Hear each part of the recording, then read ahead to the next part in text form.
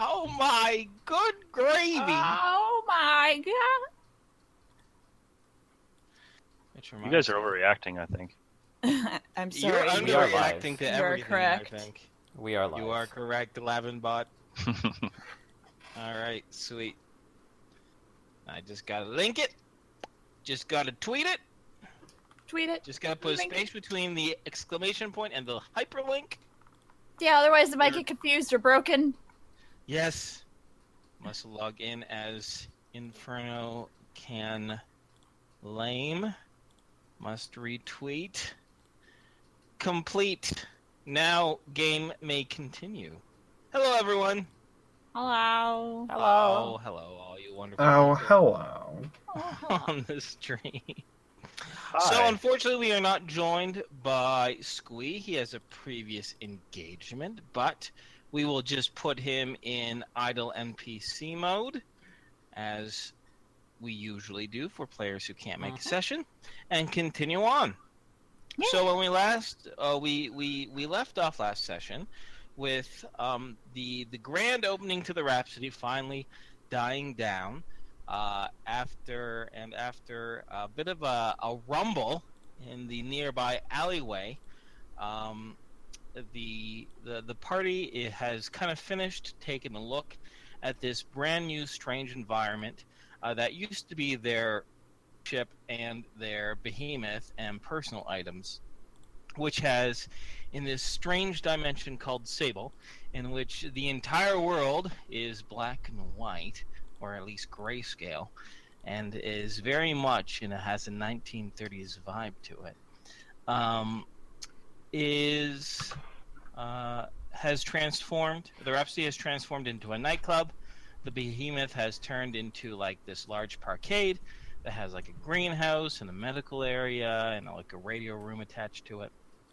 And there's also a wonderful little underground layer that has, I believe, equipment for making little like bathtub gin or liquor, and a vault, and something that connects to the sewers. And what was that? I don't know. I looked over and I just see Bird's name lighting up like a Christmas tree. Sorry. Stop playing with your guitar, Burn. I thought it was a gong. Not a gong? You okay, Bird? It's my boom mic. I'm sorry. Oh Stop no! playing with your boom mic. Here, I'm gonna play with mine too while I'm No! trying to talk. No! Bother him. Don't I do thought I these was things. muted. I'm sorry. I thought I was Clearly muted. you're not. Concentrate, my players. Okay, I'll stop. I muted the wrong thing. I'm sorry. Fine. Anywho, as you met the other NPCs, your other friends that came to you in this strange dimension, each of them were trying to get accustomed and taking their own roles to this strange new place. But many of them said, once things die down, let's get together and put our heads together and come up with a plan. At this point, as the GM, I would suggest that now that the Rhapsody is quiet, the lights, the fluorescent light of the big sign outside has been turned off, and the final employee that isn't someone that you know has headed home for the night. It is late. It is about 2:30 in the morning, but many NPCs, even Bear and McLaughlin, who are still kind of licking their wounds, so to speak, although they might be tired and overwhelmed, can't really get to sleep in this new dimension until there's at least some sort of consensus and you can all kind of put your heads together. So is it all right? Do you guys want to have a very brief meeting to discuss the next few steps of what you guys want to do? Or do you want to just kind of play things by ear and I move things to the next day? Happy with the meeting. Yeah, I think a I'm meeting cool with might the be meeting. Okay. do us all good. right. Okay. Let me just get over to roll 20. That's the stream Inferno. That's the stream that also looks like the Close enough. I know, eh? No. There we go. No. No. Where do you want to meet? Like around the dance floor and the dinner tables of the Rhapsody itself, or do you want to head up the floor to? Well, I'm voting for the bar. I mean, come on. Yeah, let's like At what I least not super comfortable hanging around a bar. Yeah. well, let's hang out around the stage then. Okay, all Like right. I'm Yeah, just we like can picturing we us. can wipe up the blood while we're there. Yeah, I was like picturing us like cleaning Oh, up, God. like There's a small putting. oh, that's a good idea. All right. You do have some staff that did some cleaning up, but you can definitely finish off the tidying for sure. Mhm. Definitely. Okie dokie. So with that, do you so yes, let me just kind of set the scene. As you all drift towards the main stage and the main dance area and the dinner tables around the Rhapsody, helping to clean up, putting away the last few glasses or dishes, organizing the bottles along the bar, or just making sure the small smear of dark blood that was left when poor face planted not too long ago. You are also accompanied by several of your friends. Of course, we have Morgan McLaughlin, Bear, Marla Stotch, Basilisk, Ezex, Yasmin, Jalea, Blink, Lee, and of course, our dear friend August. All either assisting in tidying things up. And of course, Alicia, too. I don't want to forget Alicia. Either tidying things up or coming together with that. The biggest, what actually Alicia is doing is she's kind of taken out this large cash register, and there's these strange items in it. Both these large metal coins with like faces and other designs on them, and these long rectangular squares that seem to be made of some sort of fiber, like a paper or something like that. And it has different numbers on it, and also like circles with people's faces on it.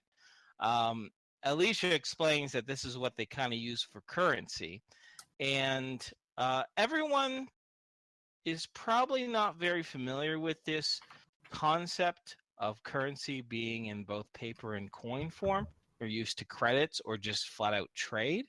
The only exception probably is Patrick, who is aware, at least generally, that before the Great Cataclysm and before the Golden Age of Man, in this period of history that this dimension seems to be mimicking, there was cash currency.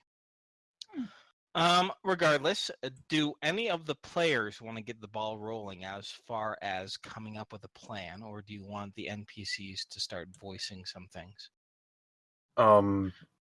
I wouldn't mind trying to have my character cook something, since I think most people haven't had time to really sit down and chow on anything. I can help too.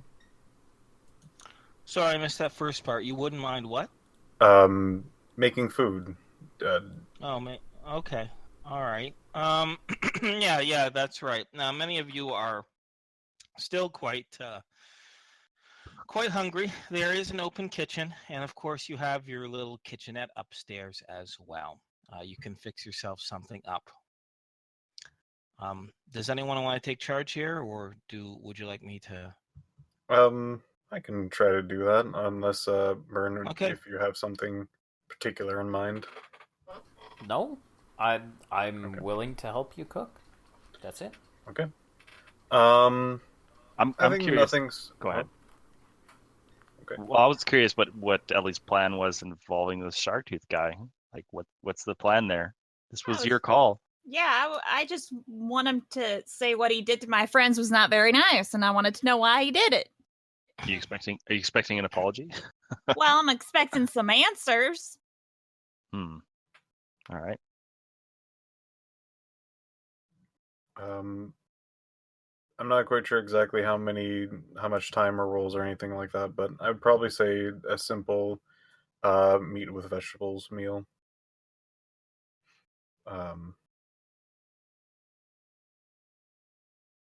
Would a Sorry. simple steak be something that's available? Sure. Yep.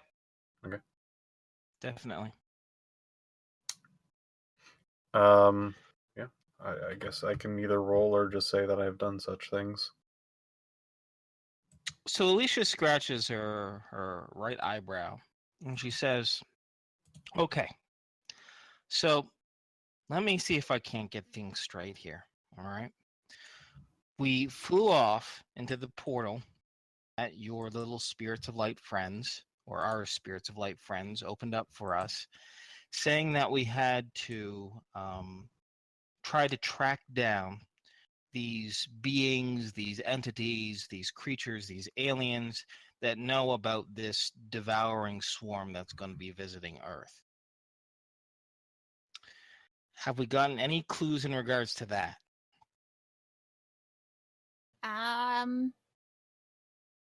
Well, I'm aware of. we've talked to Tyrath.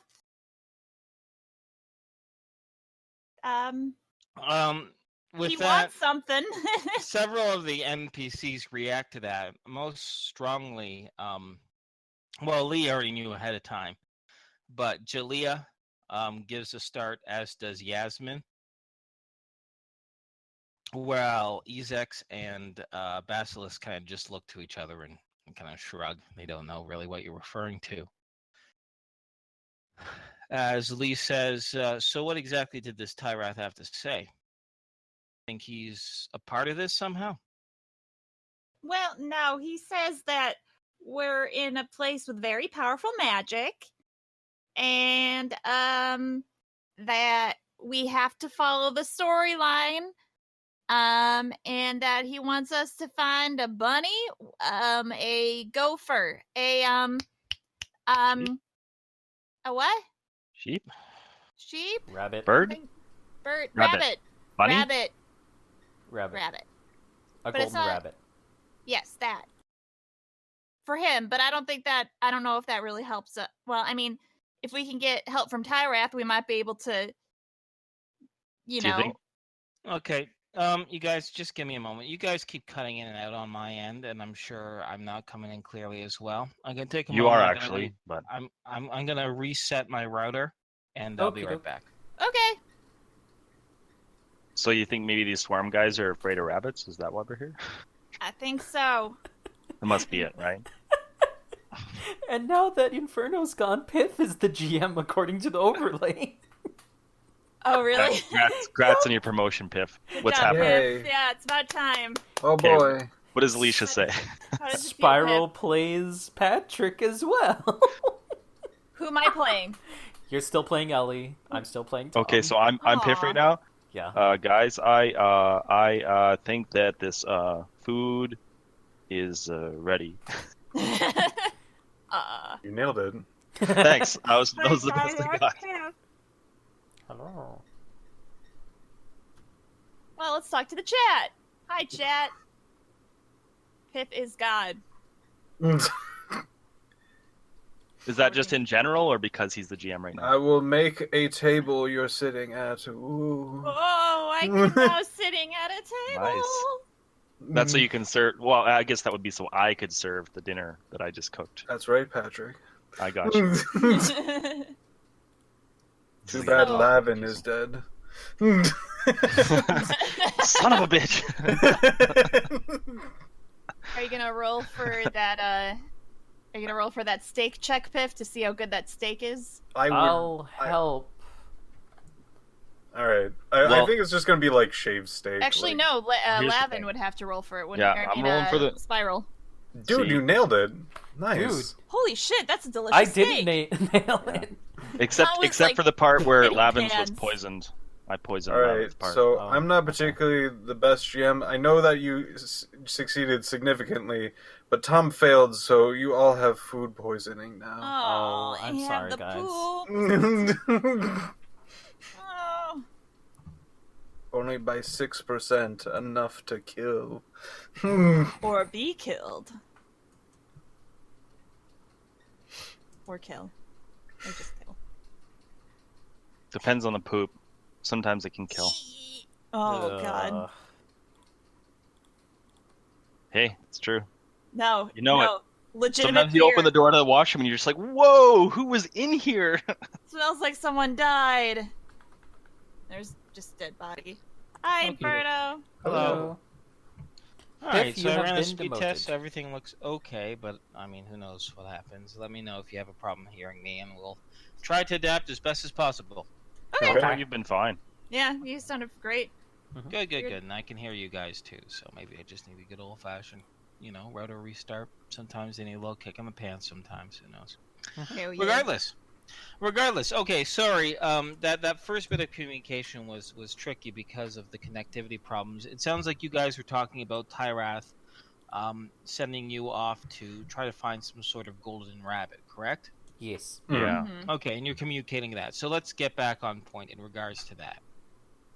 At which, let's see, in which Marla Stotch asks, I don't suppose the two would be connected at all.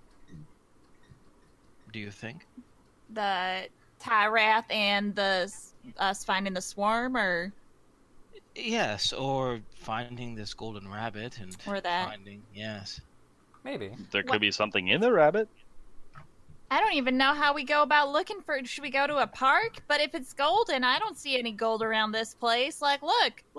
And Ellie will hold up her gray hand. Yes, quite.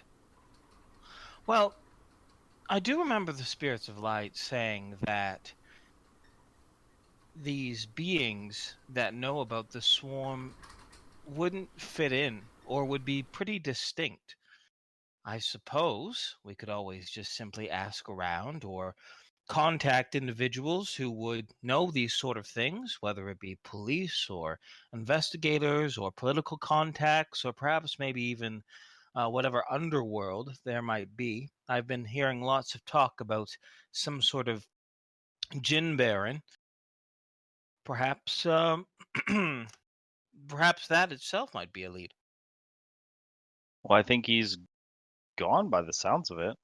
But I'm assuming Oh, this I rabbit's see, in I someone's see. possession, like probably coveted by somebody. That'd be my guess. It's golden. Though. Ah, I see. So perhaps influential collectors. That itself That would could be be my useful. that would be my guess. Yep. I guess we could ask the Sharptooth fella if he knows anything. Mind if I enter the scene with food, or should there be a... Or what, sorry? I'm hungry. Yeah, should I enter the scene with food, or should Yes. I take more time? Okay.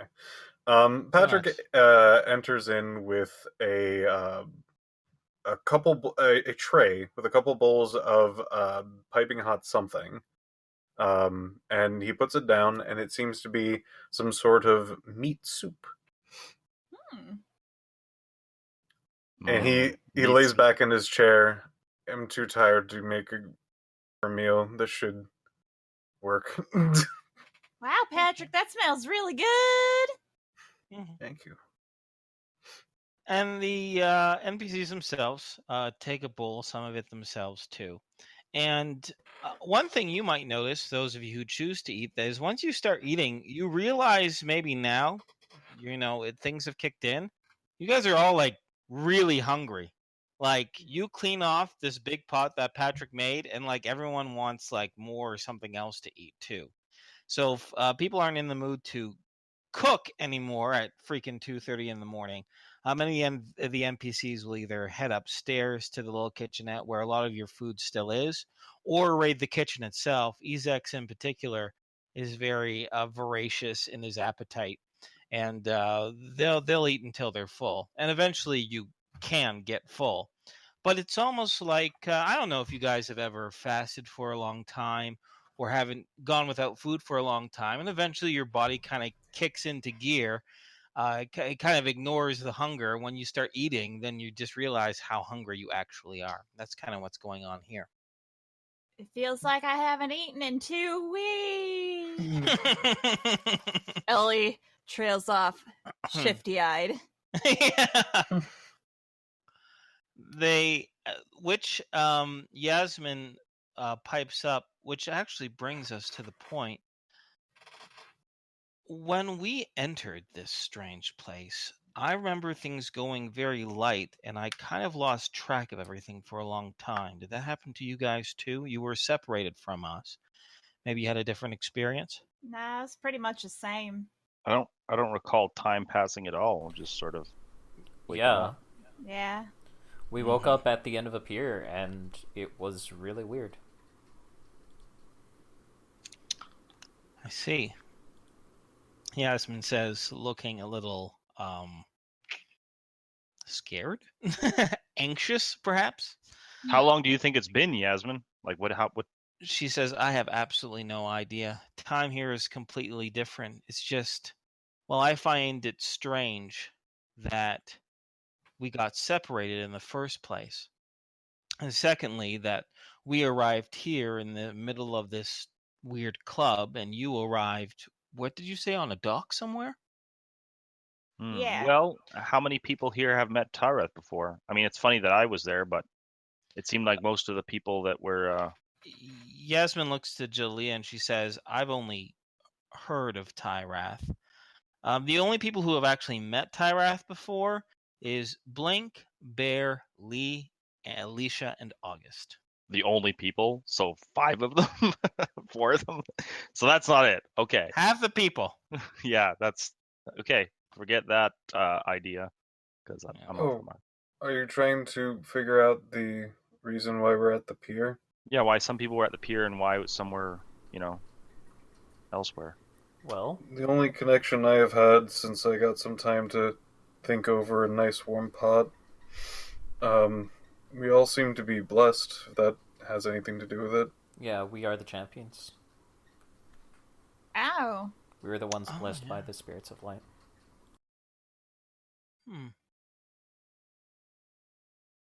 Yeah, Blink says, well, that just brings up more questions. But it does imply that some time has definitely passed, or something has manipulated us. We were all together when we went through. The very fact that we were separated implies that something moved us around, right? And if it can move us around, who knows what else it can do? Which brings up another thing, says Basilisk as he pulls down one of the posters, plopping it down on the bar, pointing at Ellie's face. How did this happen? Let me try thinking really hard about it. Don't pop anything, says Ezek. No, I don't know. That sure don't look. I mean, that sure does look like me, don't it? Now, by the way, it is an artist's rendition. It's not an actual photograph of Ellie. It's like it's a drawing. It's a very well done, detailed drawing, but the resemblance is identical to Ellie. Question. You don't. Would I be able to make an art roll to try and determine if it seems like my style? Tom's style? You can do an artistic check, sure. Okay. Any bonuses, negatives? Nope. Okay. 13 out of 75. You know for sure that's not done by your hand. It has nothing to do with your artistic style whatsoever. It's extremely well done, and because you rolled so well, if you saw the artist's other work, you might be able to identify who drew it. Sweet. So I'll kind of keep this in mind with you kind of looking around the city, and if you see any other sort of advertisement work or something like that in that same artistic style, I'll let you know. Okay. Sound goody? Mm-hmm. Groovy. So, August says, so if I understand this, the plan is to wait for this thuggish Sharptooth fellow to show up tomorrow, and ask him about this golden rabbit. Yeah, and why he wanted to hurt my friends. Yes, of course. Lee sits back in his chair and he asks, what's so special about this golden rabbit? And from my experience with Tyrath, he always makes deals with you, a little give and take, right? I think he Yeah. wanted the golden rabbit, didn't he? Yeah, it Yeah. sounded like he just wanted it for Yeah. himself. He wanted it for himself. So what are you or we gonna get in exchange for it? Sounded Well. a ticket out. Well, I don't think that has yet to be determined. We Seems we like can an alright probably- guy to have a favor owed by. Yeah, Out we of could probably character. ask for something. Out of character. He said he could help you find the people who know about the Devourer and Swarm. Oh, that actually might be You very could helpful, provide his- wouldn't it? Yeah. So sorry, as a GM, I have to Whoops. remind the No, players that's- of this. Please. Because your Perfectly characters would reasonable. know, because it happened earlier that same day. Yeah. Right. Good thing my There you character go. is smart. Yes. Hmm. Well, it's been a couple weeks, so it's okay. All right. Back in character.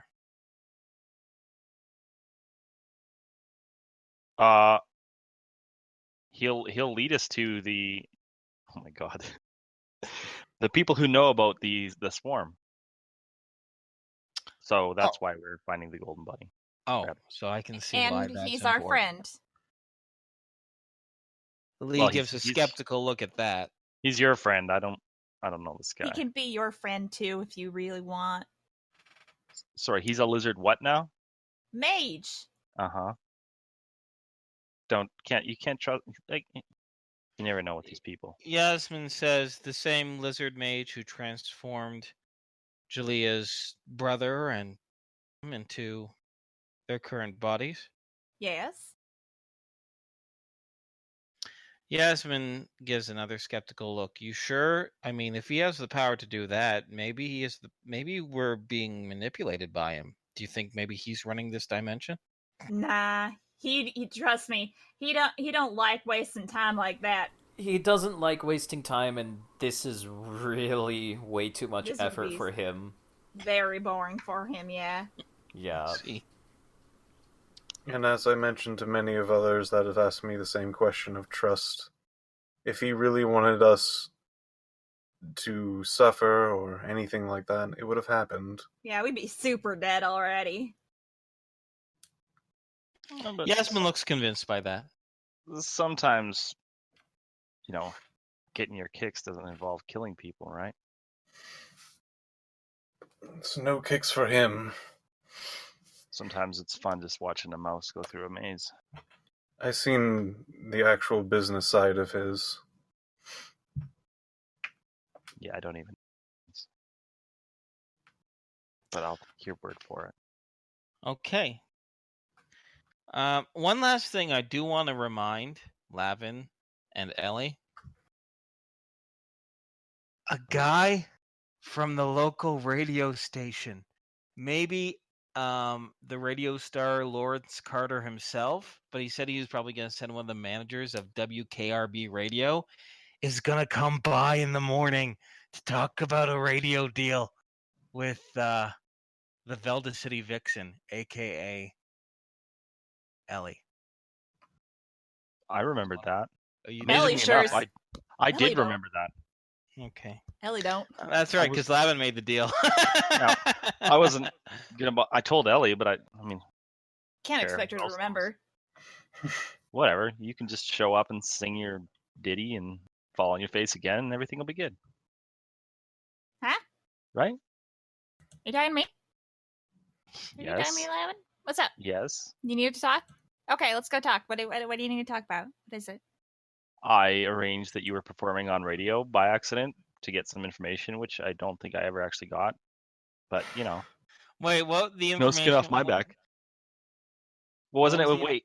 It was a way in to Miss Johnson or whatever, right? Oh yeah, Miss Johnson. Yeah. Right. Well, 'Cause I told the guy that she has do you been. remember what he said? He said he's. Make he's a an al- scene. We tried to not make a scene. He said she'll approach people of interest on her own. Okay. Well, hopefully, falling on her face and being completely ridiculous on stage, looking at myself here, is enough to create a scene and cause attention from this person. But in any case, I don't you're think she singing on the radio. liked us. But okay. Yeah, well, liking and being interested aren't necessarily the same thing. Oh. Okay. But- What time? They're coming here. I'm sure they'll tell us. Okay. So, is there anything else you guys would like to discuss with the NPCs or amongst yourselves, both in or out of character? It sounds to me like the plan is after this meeting with the radio personnel, you're going to wait for Sharptooth to come by the Rhapsody so you can hash things out with him, get some explanations, and put some feelers out to see if he knows anything about Golden Rabbit. Is that Yeah. correct? Yeah. Groovy. Anything else you guys want to go over? Not that I can think of. Yeah, Okay. no. I'm good. Okay. All right. So, after filling yourselves completely with a variety of foodstuffs around the establishment, you head upstairs. People figure out their own sleeping arrangements. Luckily, there is more than enough room for everybody to get some shut-eye and to have a nice cushy bed for themselves. I won't. The night passes, and I'll just I don't want to tell your characters whether they get a good night's sleep or a bad night's sleep or any night's sleep, but I will mention a few things that your characters would find odd or different. For those of characters who aren't used to sleeping in an urban environment, the constant background noise of traffic going in and outside, the sounds of sirens in the distance, and the soft. It has begun to rain again in the middle of the night, and the pat of rain against your windows could be disconcerting or could be very relaxing.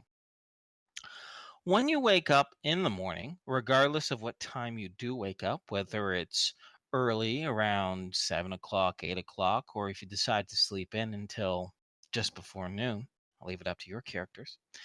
But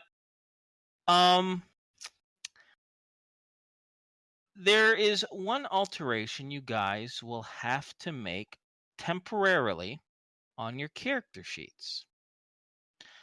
With the exception of Lavin. Lavin, interestingly enough, is unaffected.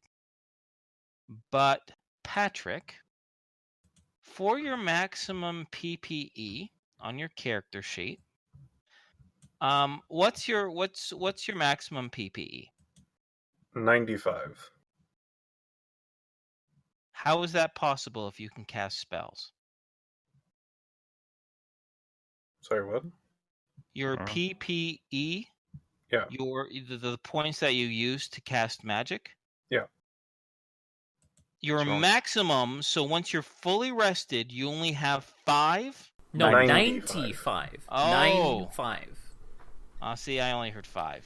Ugh. Fuck internet. Okay, so now I sound like an asshole. You cast spells, and you're like, with my 95 PPE, Inferno. It's not too All right. bad. Right now, until I say otherwise, your maximum is actually 93. Okay. Burn, what's your maximum ISP? 201. It is now 200. Okay. Mila, what is your maximum ISP? 60. It is now 59. Huh. So a difference of 1 for those who have ISP, and a difference of 2 for those who have PPE. Remind me next time we play with Squee for him to adjust his maximum PPE down by 2. Just put it in brackets because either this will get solved in the dimension itself, or it'll pass in the dimension itself, or once you leave the dimension, this might lift. Regardless of the reason for it, it's not a permanent nerf. It's just a temporary one for as long as you know. And so when you wake up in the morning, you'll notice those of you who are either psychically sensitive or have magical energy that they tap into. If your psychic powers or if your magical powers were like a physical body, This is the equivalent of getting a scrape in the back of your hand, or a very small hangnail, or a little splinter, or something like that. Something minor, uncomfortable, but not something that's really going to greatly affect your abilities, obviously, right? It's only Mhm. 1 or 2 power points. But it's enough for you to notice that something I'm not like 100%. I'm like 99% for some reason. Mhm. So that's how the night passes in the urban environment. The very fact that everything is still black and white, and this kind of small niggling feeling for those who are psychic or magically gifted is what you wake up to. Now, do you guys want to discuss or do anything or start any sort of scene between each other right in the morning?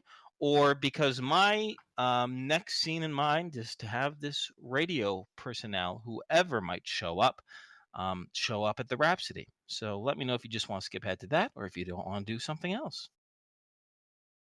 I'm fine with skipping ahead. I don't know about you guys. Yeah, I'm I- cool with that, but I don't know if Tom and Patrick have plans. I imagine that Tom would want to probably wake up kind of early, but notice that he's kind of tired, getting that real weird feeling, so he's going to go back to sleep until right before noon. Okie dokie. I have no plans that should take up time. Okay. Okie dokie. So at 9 o'clock in the morning, those who are awake and conscious, I'll let you put your in, would hear a large, a sound little rapping at the front of the entrance of the Rhapsody, the entrance to the club.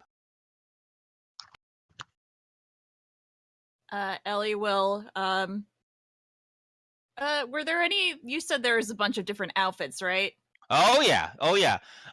For what it's worth, apparently, the Gin Baron and his many love interests / mistresses, were all fashionistas, and there's this huge wardrobe of clothes for both men and women on the 3rd floor of the Rhapsody. Ellie would, I guess, accidentally or not accidentally, no, probably accidentally, put on male clothing, like pants and like a button-up shirt. Like a dress shirt. Yeah. Okay. All right. Okay. And And she would go poke her head outside. okay. You would see as you open the door and poke your head outside. Like, are you leaning around the door, or are you just opening the door and just thrusting your head outside? That thrusting. Sorry, say that again. Thrusting. Oh, okay, thrusting. Thrusting. You would see the familiar face of the radio star Lawrence Carter with his little pencil mustache and slick backed hair. Although his clothes are different, he's wearing a much more casual suit, a simple blazer, and a shirt underneath, and a pair of trousers. But next to him is uh, a shorter gentleman. He's about almost a few inches shorter than the cutting, dashing figure of Lawrence Carter. He is balding. He has these round spectacles on his face, and he's dressed in a full 3-piece suit. He has this large brown ledger underneath of his arm, and they both look at you, dumbfounded for just a moment. Before Lawrence recognizes you by your face, he goes, "Ah, good, good morning. Hello. Did we?" And he kind of looks you up and down. "Did we catch you out of sorts? Are you not prepared for? Um, is Mr. Planter around?" Yeah, come on in. I'll go grab him. Okay. You open up the door, and the gentlemen come in, both of them kind of looking at each other in a perplexed way as they watch you venture off into very masculine clothing. Mhm. Um, What You go try to find Lavin? Oh, Lavin! there you go. Lavin comes downstairs and looks at Ellie and says, "What the heck are you wearing that for?" It's comfy. Check it out. Okay, Those you remember? fellas. What? Do you remember the part about Tyrath saying that bad things happen to people who go off script? This is off script? Seen any other girls wearing that? The gentlemen continue to look at each other perplexedly. You hear them muttering. The glasses-wearing gentleman with your extra sensitive hearing, Ellie, you would hear him whisper over to Lawrence, "I thought you said she was freelance. I didn't know she had some Tyrath agent. It sounds like she's already under contract." In which Lawrence says, "I'm not too sure. We'll figure that out." Oh, my father Tyrath is so silly. But yeah, I guess he's right. This isn't very becoming of a lady, huh? I'm sorry, gentlemen. I'll be right back. You can talk with him, Lavin. I'll be right back. I'll put something else on. Okay. Lavin will go sit down with the fine gentlemen who have entered the establishment. So, fellas. So, Mr. Planter, says Lawrence. Sorry, says Lawrence Carter. He steps on over towards you and offers you his hand. Return the gesture, shake Handshake. hands. Wonderful. He goes, I'd like to introduce you to the station manager, Mr. Ronald Foster. And Morning. Good morning. Good morning, Mr. Planter. I believe that you are the... Just a second. I've been informed by Mr. Carter that you are the entertainment representative for... He kind of gestures over to the direction that Ellie disappeared to.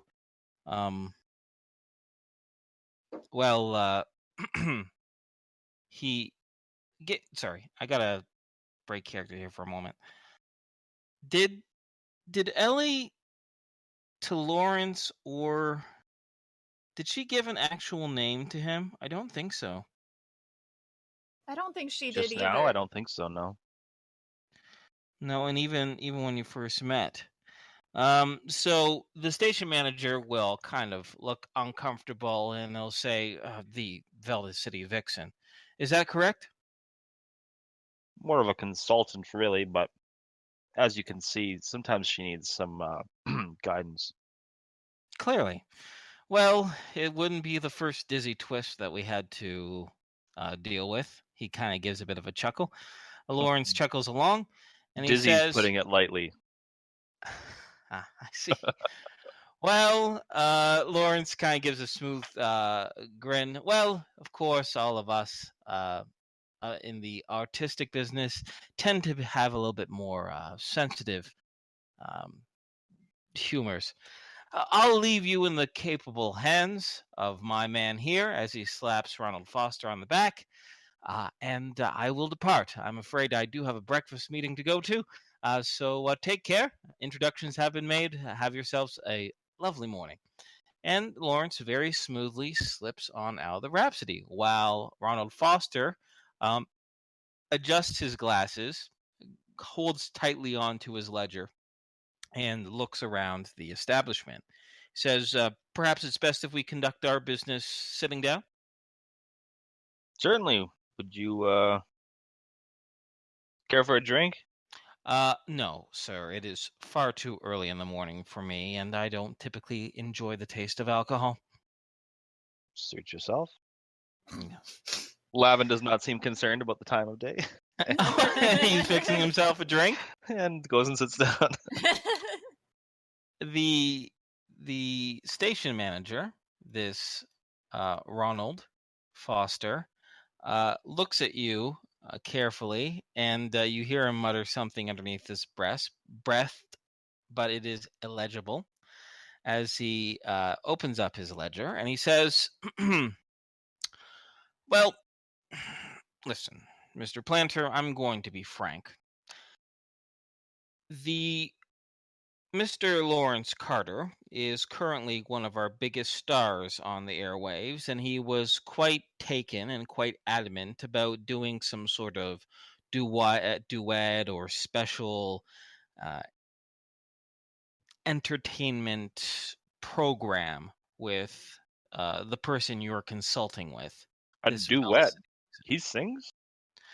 He's been known to sing from time to time. He's a voice actor, so many times they're able to manipulate their voice. He mostly does talkies on the radio, but from time to time he does sing. Suffice to say,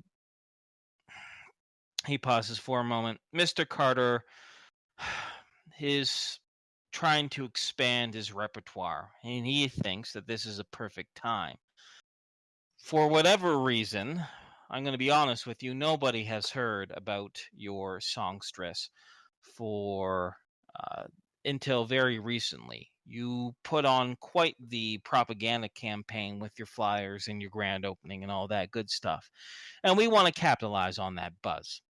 However, talking with you, and you see his eyes kind of slide to your alcoholic beverage that you made, and looking towards the stairs, and meeting candidly the subject in question. You have to understand I have reservations about signing any sort of long-term contract. Perhaps just a special at first. A simple, we'll say, 1 hour slot Friday evening. We can either arrange some sort of duet, or she can make a guest appearance on our programs. Well, for one, nobody said anything about a long-term contract anyways, so you're kind of jumping the gun on that one. For two, Good. my vixen doesn't do duets with half-ass voice actor wannabe singers, all right? We've got real talent here. And as I go to take a drink, do his eyes follow it? Yes. Yes, although he Excellent. does look very shocked at the frank way you're talking to him. Excellent. Then what do you propose? You know, I don't even think we need to do an hour. Why don't we just do a quick one song, you test it out, and you'll see the impact. You'll come crawling back to me when we're done here. I see, he says. Or her. Mm-hmm. Well, we do monitor our ratings quite carefully. If we do see a spike during her song or interest, I suppose... You understand I wouldn't be able to pay you very much for something so small. That's fair. How about, he pauses for a moment, a simple song that'll be about 5 minutes. 5 minutes on the air. Your consultant will say $10 to the vixen and $5 for you. After Gavin the briefly thinks performance to is himself, complete. what the hell is $1? Yes. Exactly. These dollars you offer sound fantastic. The manager kind of quirks his eyebrows again. He says, that's an interesting way to say yes. Since this is so small, there's no need for you to sign. We will just simply have a verbal contract. So since this can be recorded in the air at any time during this week, when would be a good time to bring your vixen, he says skeptically, down to WKRB? The sooner the better, and not tonight. How about this Then afternoon? he says, very well, yes, this afternoon. We'll say 3 o'clock p.m.? We gonna be in and out of there before 5? Ah, I see. That's when you open up. Yes, definitely. I expect, as long as the professionalism of your vixen is true, and she would only need 1 or 2 recordings, I can't see this lasting any longer than half an hour. The singing part is definitely professional. We've got a deal. With everything else? What do you mean? Well, he says, I'm going to be frank. We are a family program, and we cannot allow for any sort of risque behavior or any sort of controversies or anything like that. He pauses for a moment. This morning, for example, we expect everyone to behave in an appropriate manner. You understand? Okay. Could you be more specific? Yes, okay, very This well. is a radio program, right? Yes, it is. But as you can tell, for example, Mr. Lawrence Carter, he might be a radio star, but people know his face as well. He is a celebrity around town, and he behaves as such. Sure, he takes the occasional dame out on the town for dancing, but there's nothing wrong with that. He dresses appropriately, he acts appropriately, and he acts professionally. We expect that for all of our folks over at WKRB, even our guest singers. So, I just want you to know, one song isn't going to hurt anything, but if things do spike back to you when I come crawling back, I myself do have my limits. I am not completely guided by ratings or by money, and I personally do have some standards. Okay, well, it's going to take more than these $15 dollars that you offer to govern personal conduct after the program. But we can discuss that when the time comes. Yes, no point in putting the cart before the horse, as they say. Well, he stands up, Mr. Planter. I do have to say that this has been a very interesting morning, and I look on with curiosity and interest to see how things develop. Look forward to seeing you at 3 o'clock. Do you know where WKRB is? Not a clue. I see. Well, if you just go down Main Street, down off to Turner Avenue, it's the third building on the left. Big 4-story brick building, WKRB right on the center. We also have a large antenna sticking out of the roof, so worst comes to worst, you can always find us that way. He kind of gives a bit of a smirk. Main turn antenna. Yeah. Main Street, Turner Avenue, third building, antenna. Check. Excellent. I will see you then. Simply go to the front door, talk to Sally, our receptionist, ask for me, and I'll take care of the rest. Sally, eh? Okay, sure. Okay. Cheers. Lavin Yes. raises his glass. He kind of gives a pursed look, smooths out his jacket, grabs his ledger, hooks it underneath of his arm, and quickly departs the Rhapsody. Good day. As he leaves, or no, after he left, like probably like 30 seconds later, Lavin, you would hear Ellie approaching. Hey, where'd he go? And if you turned, you would see Ellie in like a full length like ball gown. Hey, that's more like it. Yeah, you like it? It was in one of them closets.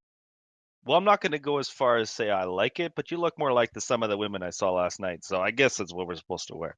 Okay. Where do you go? You're singing at 3. Here's the thing. Oh? It sounded like he wanted you to be, well, yeah, kind of normal. Lavin sips his drink. Okay. So, I was thinking, do they have like vids around here that we can assimilate culture? We could just go look around and stare at people. Let's Oh go look around and stare at people. Okay. Why are then we staring at people? So that you can figure out how to be normal. Okay. Because otherwise, he won't give us any of them dollars that they put at cash register with all those faces on them. Because I think we need those. Okay. So sure. Okay, so we're gonna go look at people, see how I can act normal, and get those doll hairs. Got it. Out of character. You guys ever seen Dumb and Dumber? I feel like I'm watching it right now. Someone come downstairs. Help us! Spiraling out of control. Okay, I'm done.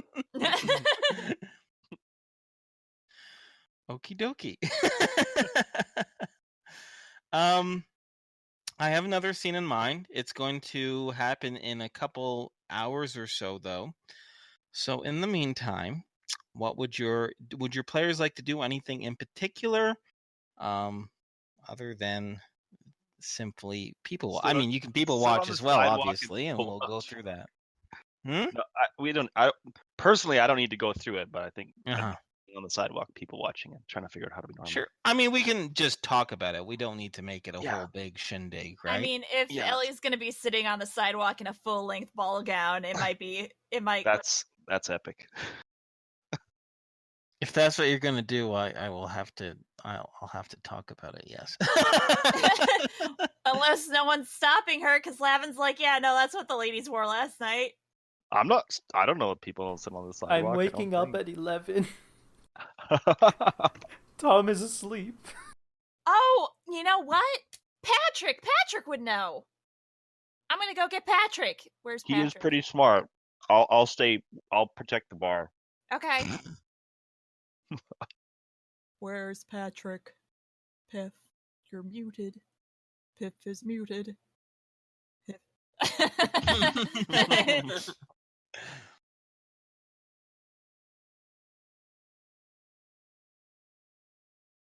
Piff?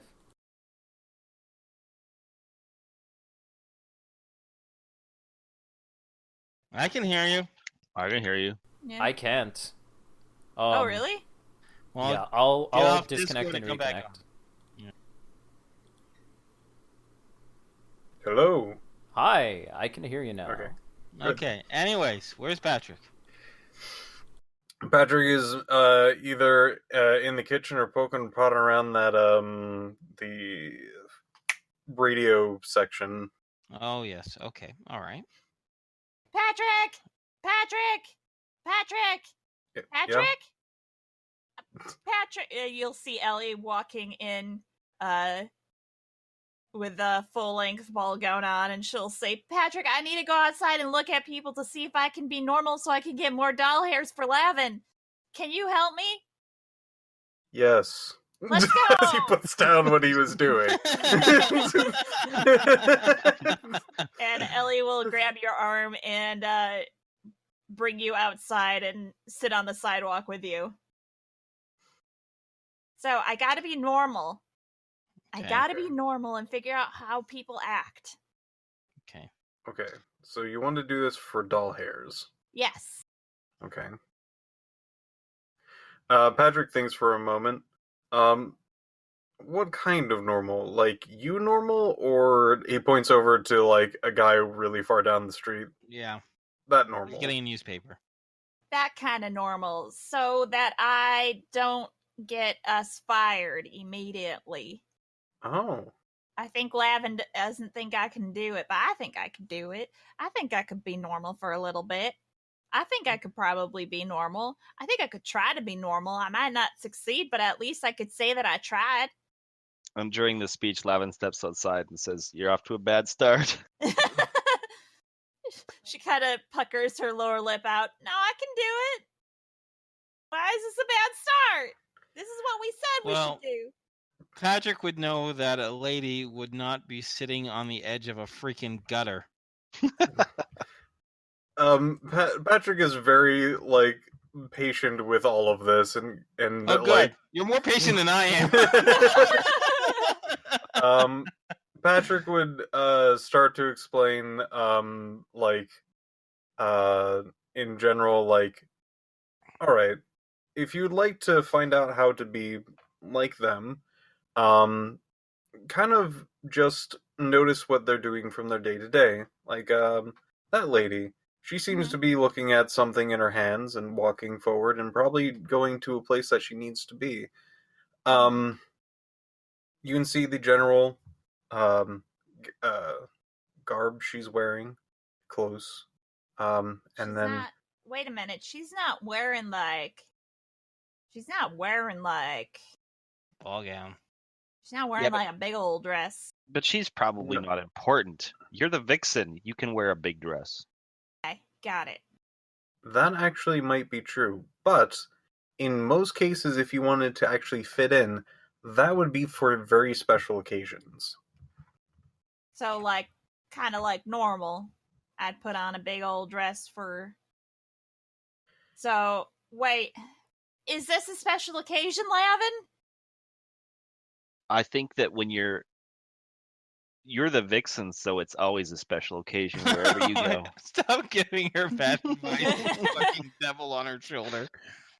By the way, you notice a lot of them have those fire sticks in their mouths. Fire sticks in their mouths. Okay, Yeah, with Good. the smoke. got People it. here sure seem to like that. So I need to start smoking. Got it. Patrick turns his head towards Lavin.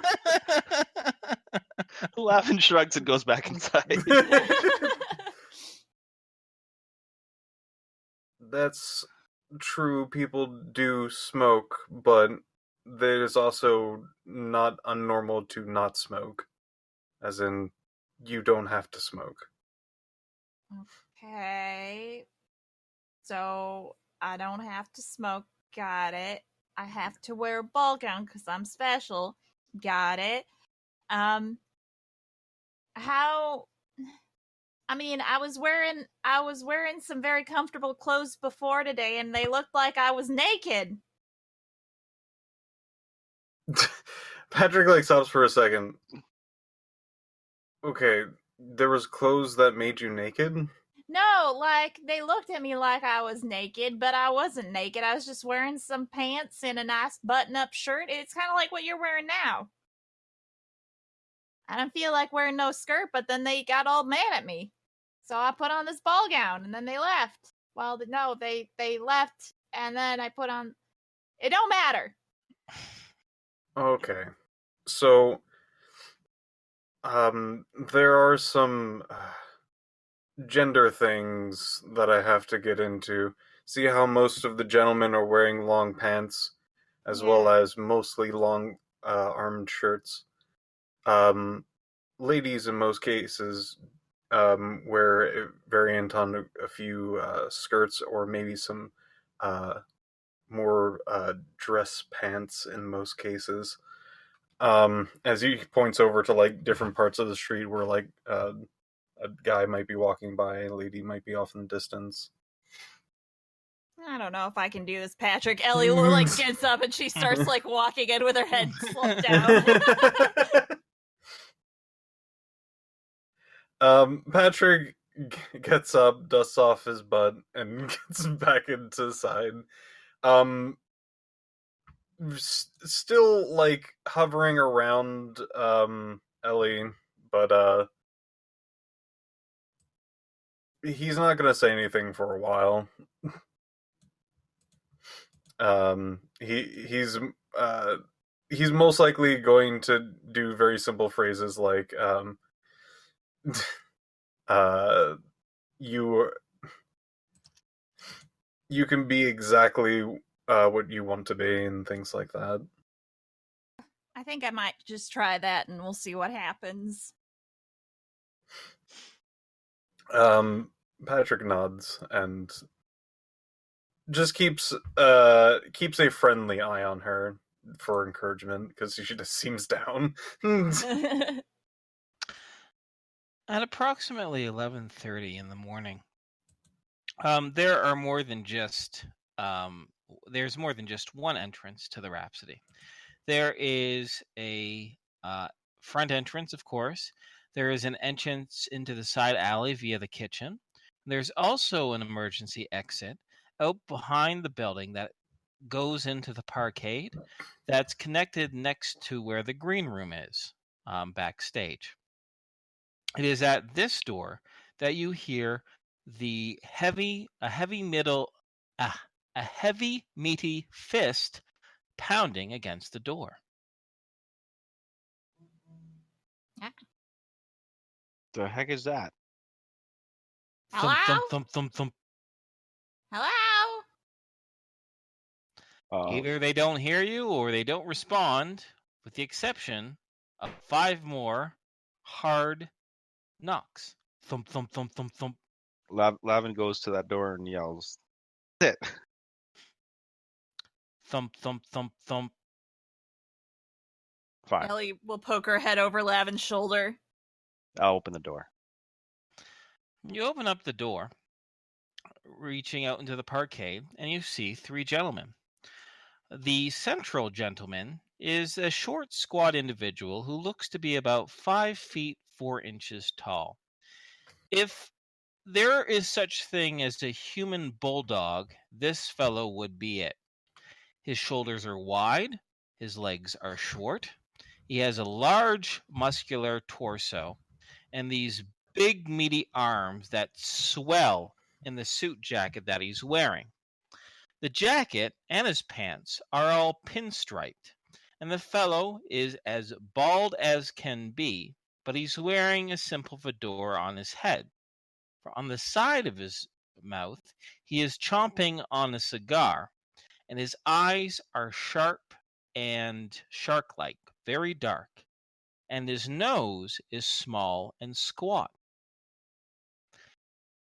To his left, you recognize one of the thugs, one of the ones that didn't get beat up nearly as badly as some of the others, the one who was just winded a few times after a few swift punches to the stomach. Along and flanking on the central figure's right-hand side is a similarly dressed and styled goon, but one that you have not met before. The guy takes out the cigar in his mouth, and he says, "I'm Sharptooth. I'm here for this little meeting of yours." And he gives a big grin. And as he smiles, his teeth look like they have been broken. Many of them are jagged, as if he was hit with a blunt object, and many of his teeth were kind of shattered into these little bit of shears. He seems not to be very, for lack of a better word, shy about this, and his big gleaming smile is perhaps somewhat unsettling. He gives a wink and he says, "Don't worry. I know this is a private convo. My boys will just wait outside just to make sure nothing fishy's going on. But let's just say I'm intrigued. So, you want to talk? Here I am. You gonna let a guy in for a drink or what?" Kind of early, aren't you? But sure. Yeah, listen, I don't show up during business hours, you know? I have a feeling this conversation is to be discreet, and the less people around, the more discreet I can be. Makes sense. Let's Lavin looks down at his empty-ish glass and says, "Let's go get a drink." And leads him towards the main area with the bar and everything.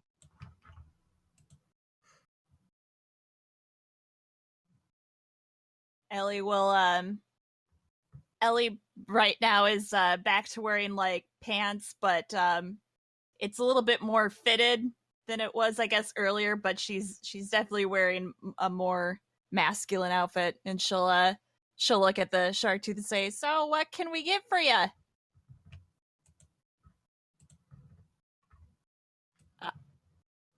Hello? Oh, Oh, we lost him. bye. He probably could hear us. But Oh, we were Yeah. probably interrupting him. Shit. Oh, he's restarting, Restarting again. Okay. Oh, his Okay. internet's being such a butt. Yep. Yep. Which is Got funny that. since we're more or less in the same place. Yeah, do you guys have... What kind of... I think we're on different providers. Oh, Hmm. provider's not very good. I think he's cable modem and I'm DSL. I could Ah. be wrong. Hmm. Well, I definitely know I'm DSL. I think Yeah. he's- Mm. So how's Well- chat? Yeah, that's a good question. Oh yeah, Piff is the game master again. Oh, Piff, our Lord and Yo. Savior. Hi. Hi. It's Let me on me, Piff again. Yeah. Yeah. I can't do it. your patch. You know what? While he's gone, I'm gonna refill my drink. I'll be right back. Okay.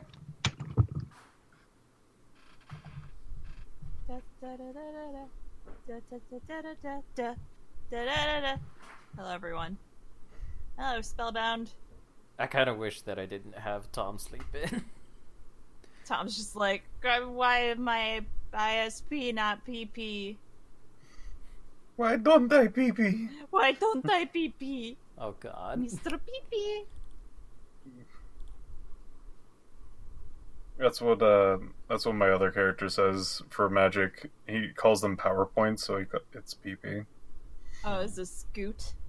That is Lucas. Yeah, Oh, Lucas. Oh. You know why don't I PP? I need your pee-pee. Mm. Hey, PP. Hey, pee-pee. Hey, I want your pee-pee. I want your PP. Hmm? Hello. We're just talking. Spiral's grabbing a drink. Sure. I don't know. I don't know how much longer I Internet's can just- take this. I don't know. Internet just being pain. Yeah, and I thought maybe it was my actual computer itself. I checked. I did a speed test on another system too, and what happens is I don't know. I don't know if it's a latency issue or a bandwidth issue with my internet service so provider. weird. It doesn't. I don't know. It doesn't matter. I'm back. Welcome back. Welcome back to you too. Thanks. Okay, are we all here? Good to continue? Yep. I think so. Okay. All right, so you lead Sharptooth, Lavin. You lead Sharptooth over to the bar. He steps in through the backstage. Is Ellie there? Yeah, she's back to wearing a pant outfit, but she's it's slightly more feminine, but pants.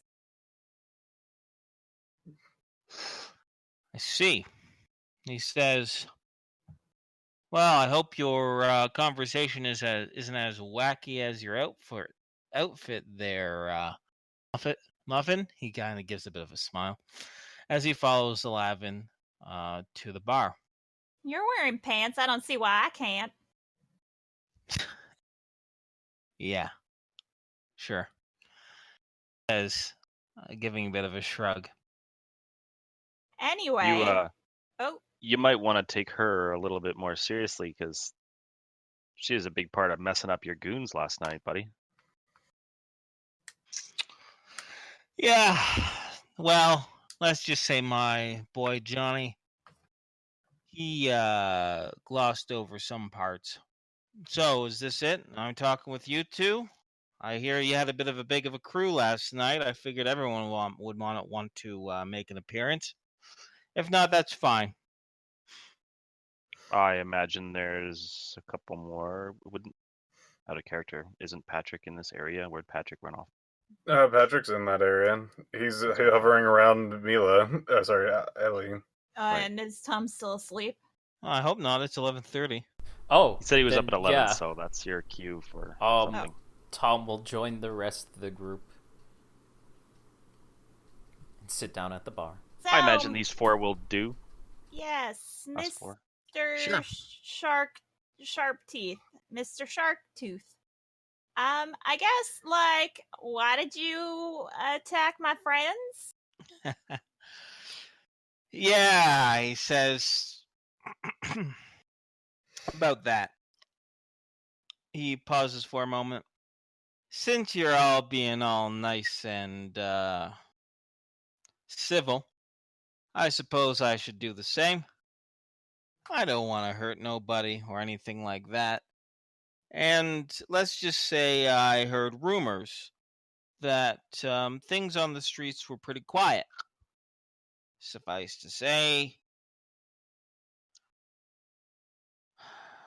well, You see, there's this big ticket guy called the Baron, kind of runs the underworld here around here, from protection to narcotics to overall thuggery. And he was affecting my business. I had to kick up to him, you see, give him a little bit of lettuce. And then I start hearing that people aren't kicking up to him anymore and nothing bad's happening. He's not sending anyone by to break anyone's legs or break anyone's arms or chase him with a baseball bat. So I decided I'd stop paying too. And sure enough, nothing's happened. So I thought, maybe it's a good time for me to expand my little racket. So I sent a couple of my boys down over to the heart of the old headquarters of this Baron. And I sent them because I just assumed there might be some sort of trouble. The problem with street muscle, though, is that they're kind of like a hammer in your hand.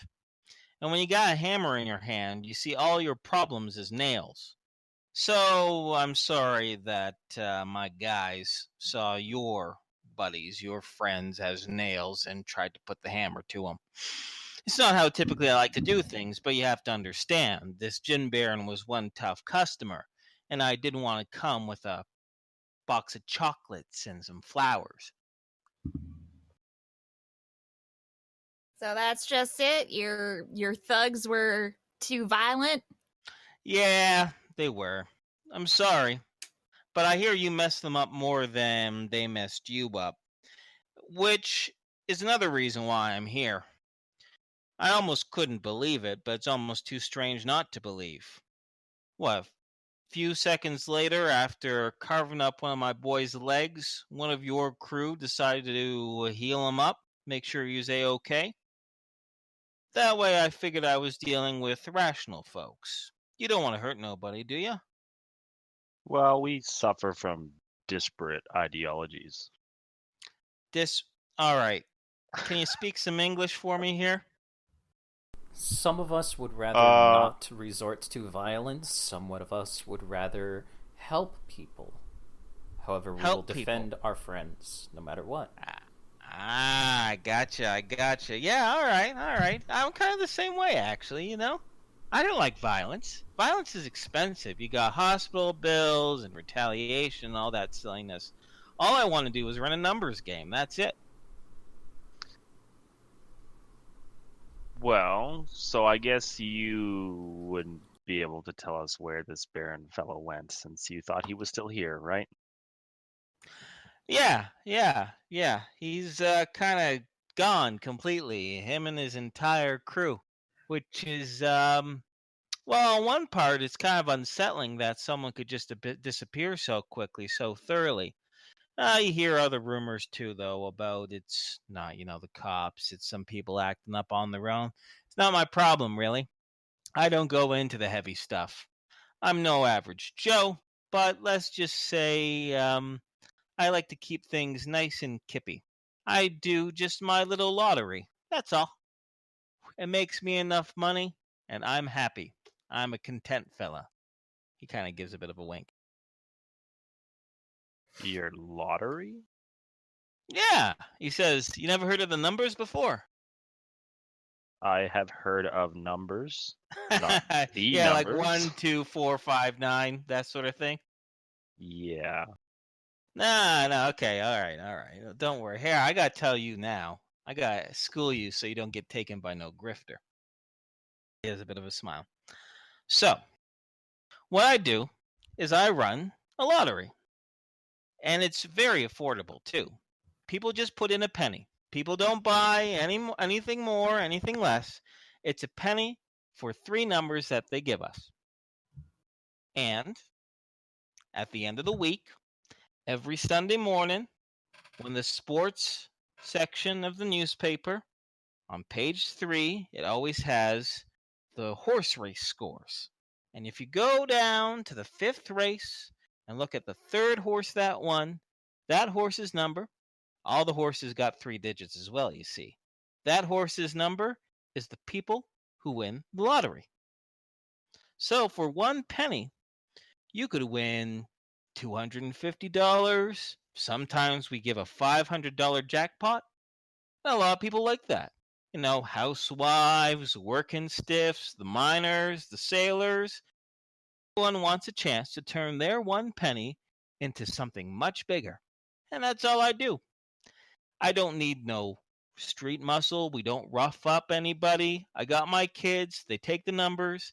And whoever wins the pot, I personally hand them over the funds. And I've been doing this for the past, say, 2-3 years. And the best thing about the numbers racket, my friend, it's like a snowball going downhill.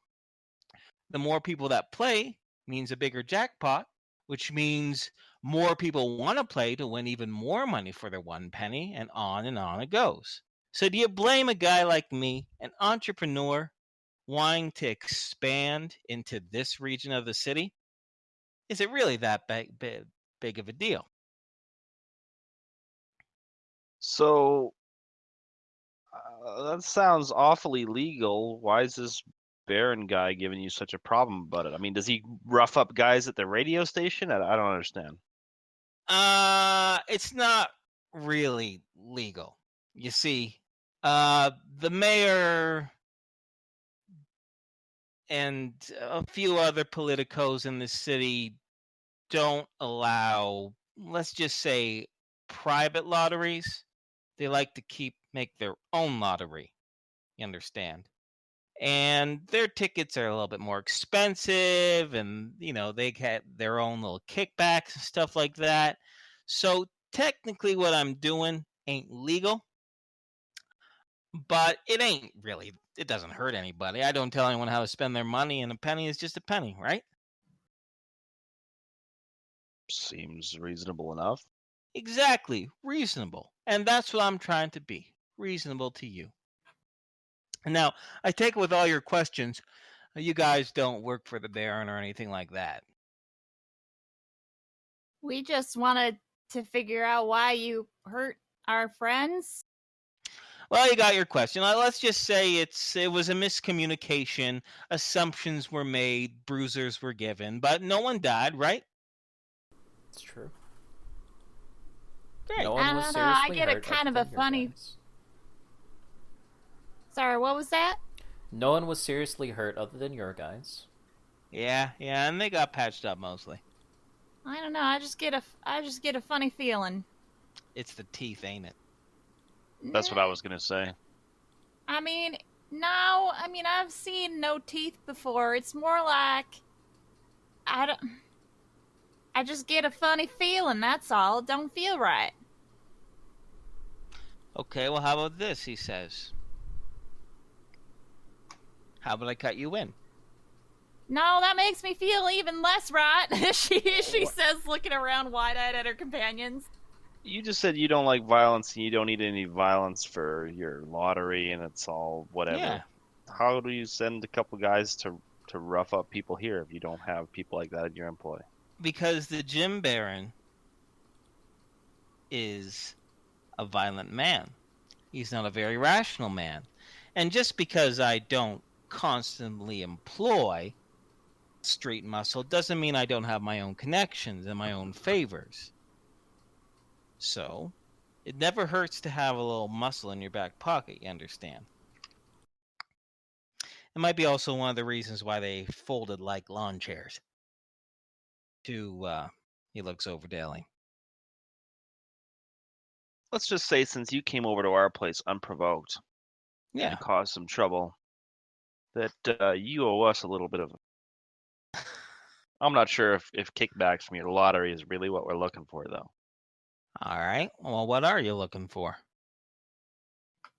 Patrick will pipe up. He's gonna sandwich that that golden rabbit thing between two other things that don't really exist. Like, do you have any information on like like a silver geode or something like that? the rabbit, like the golden rabbit with the gems, and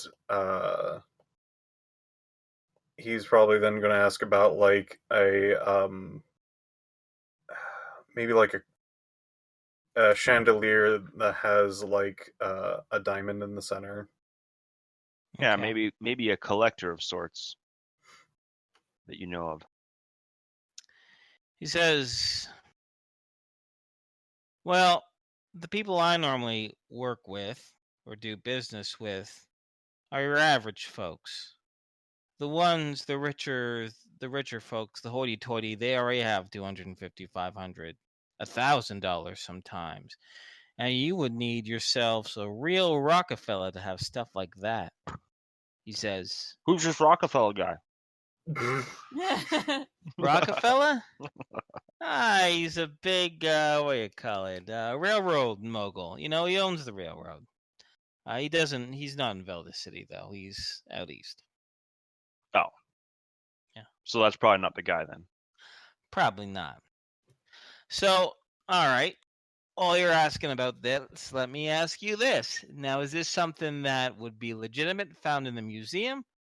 Is this something that someone would keep all secret, like hidden? That's a good question.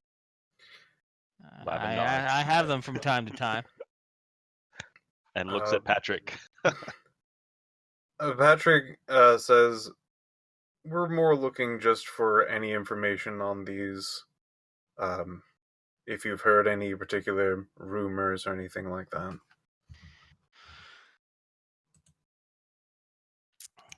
He gives a bit of a shrug and he lights a new cigar as he adjusts his little hat. Gives a bit of a shrug. Okay. Well. Sorry, give me a moment. Freaking dog, shut up! All right. Barf, barf, barf, barf. Barf, barf, barf. All right, one moment.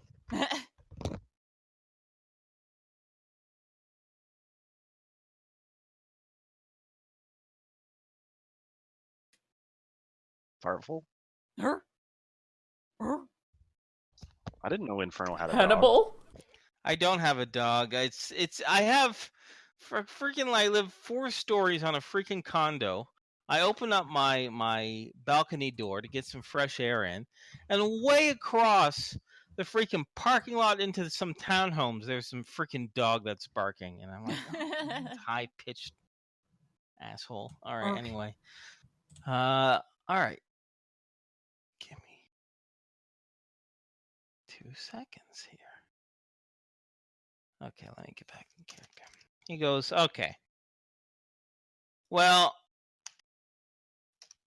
it's not really much of a favor, but for items like that, he says, I can see it going one of 2 ways. If it's got any sort of historical value, you'll probably want to check the antiquarian. It's one of those private museums, like, right? Something that, what do you call it? Art gallery. Antiquarian, where all these statues and furniture and paint go around, and all the high snobs go walking around and staring at it and talking about like they know that shit. Might be there, he says. Or you might have yourself a private collector. I don't know a whole lot of those, to tell you the truth. But if there's one name I do know, fellow named Patterson. Frank Patterson. He is known to be, he pauses for a moment, one of them eccentric types. He's, what do you call it? A recluse. He stays in his big 3-story townhouse, and he hasn't left there apparently in 2 years. But he's known to be an avid collector. You keep your ears to the streets, you hear from time to time that, he's looking for this, he's looking for that, and he's not afraid to use shady means in order to acquire what he wants. And that chandelier with a diamond on it and that little golden rabbit thing, That sounds right up his alley. He pauses for a moment. But if it's something that's lost that you want to find found, I suggest in this city, in Velda City, don't go to no copper. Go do a gumshoe, a flatfoot. I bet you he could track it down.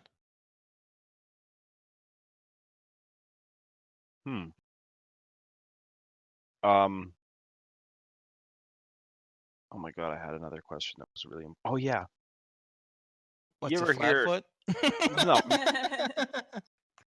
No. You ever hear of someone by the name of Miss Johnson? His cigar falls out of his mouth, and he stays on the ground as he looks at you, and he says, "I don't know nothing about no Miss Johnson." But it is very clear that he's lying, since he's very conveniently not looking at you directly. Lavin squints at him.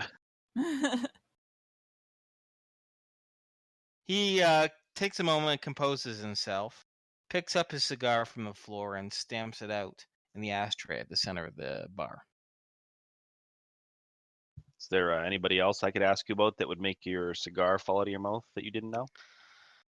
Well, we already talked about the Jim Baron and the Johnson one. I figure those are pretty much the only two people that would ever terrify a fellow like me. So she's terrifying. Listen, he says, I wouldn't go poking around about Johnson, okay? I've heard some very nasty things about her. Very nasty things. What kind of nasty are we talking about here? She murder people? She have a bunch of heads hanging in her living room? No, nothing as obvious as that, he says. Listen, you want me to spill the beans, you're going to have to make it worth my while now. We'll let you go. Is that a threat? I don't know. You came here and roughed up a bunch of our guys with nothing but an I'm sorry. Am I out of line, guys? I said I'm sorry. I said I overreacted. Well, what if we overreact and then say we're sorry? That seems fair. Ellie chimes in.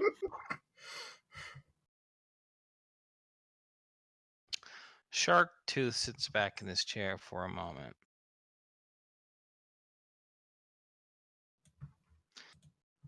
Listen, stranger. I don't know exactly who you are or who you think you are. But I ain't speaking out of turn. And the worst thing you're going to give to me is some sort of physical beating. He slowly stands up from his chair. He rests his knuckles on the bar top and leans over. And I think I'm going to take my chances with you instead. Now, you want to talk all civil, not trying to dig up the mysteries of this city, or at least make it very much worth my while. You come on down to my joint. It's just down the road. It's a cigar fact. It's a cigar. Wait. Wait. Out of character. There's a name for a cigar store. That isn't a cigar store. God. You know what I mean, though. Yeah, I know what you mean. No, not haberdashery. That's a guy who makes hats, which is an awesome name for something too. Hey, he's gonna say it's a cigar shop, little squat little thing.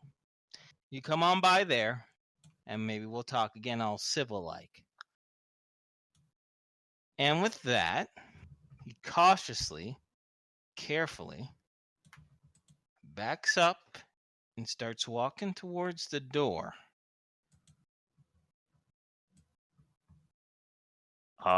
Lavin examines his friends' faces to see some sort of... Tom is not moving anywhere. He is perfectly fine with letting this guy go. Ellie's just kind of sitting there looking at everyone else. Noting that the situation is slightly tense. Yeah, Patrick is not really going to do much of anything at that point. All right. Off goes Sharptooth. Yep. Sharptooth will make a slow exit towards the building, a slow, cautious building towards the parkade. And before he disappears out the back door, he gives a bit of a knowing smirk, like a man who called a person's bluff in a card game. As he and his goons exit.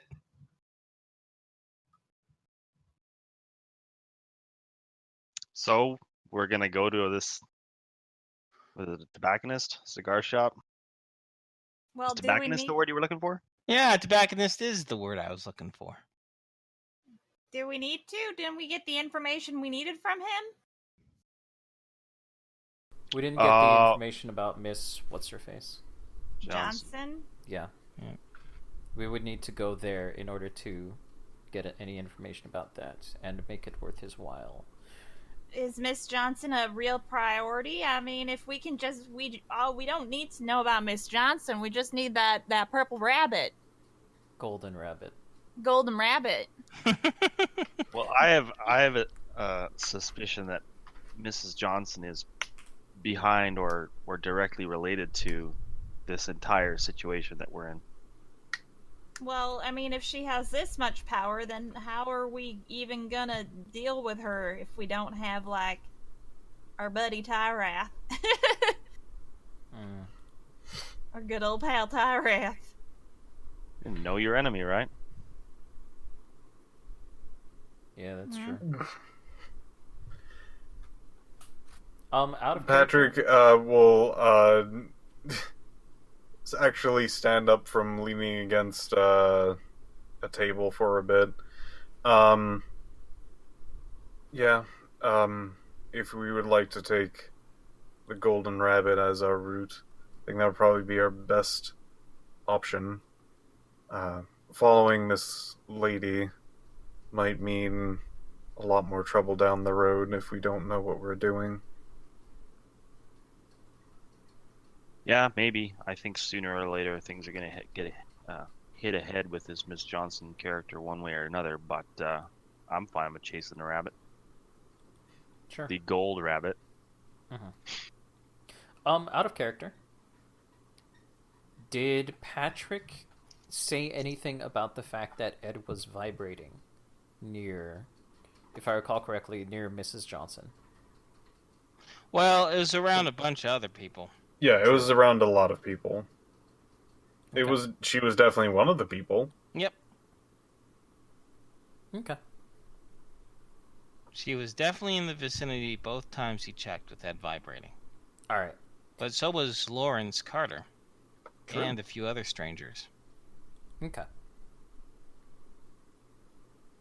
Then that's it. That's all I wanted to know. Okie dokie. Oh, we didn't get an address for that Frank Peterson guy. We're gonna Who's have to Frank? find out some. Who's Frank Peterson? The collector. Yeah, the collecting. Oh, well, if he's that famous, we should be able to find him, you think? Just by, we could ask around. We could ask around, or we could ask the guy that was right here a second ago. I don't Yeah, like you're right. him. We could have. I'm Sorry, go ahead. Tom? No, Hello? go ahead, Pat. Hello? hello. Hi. Oh, Hi. God, hello? Hi. I started saying something, then Piff started saying something, so I stopped and said, "Hey, Oh, go it ahead." sounded like you both got cut off, so I was It like, did did. I disconnect? On my end, too. Okay, so we'll do Patrick then Tom. Okay. Oh, fuck. You forgot? Okay, Tom.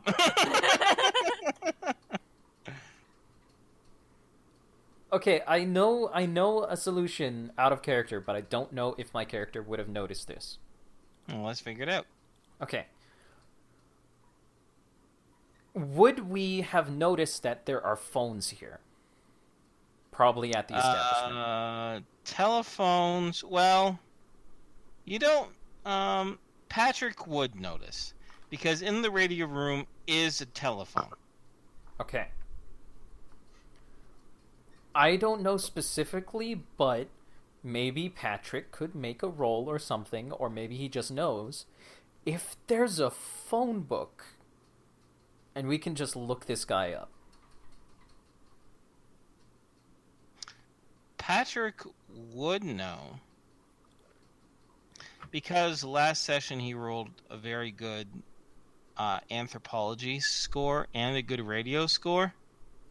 There isn't really a phone book. What you do is you lift up the phone, you put the speaker part to your mouth, you put this weird little tubey part to your ear, and you say, "Operator, connect me to," and then you give them a number.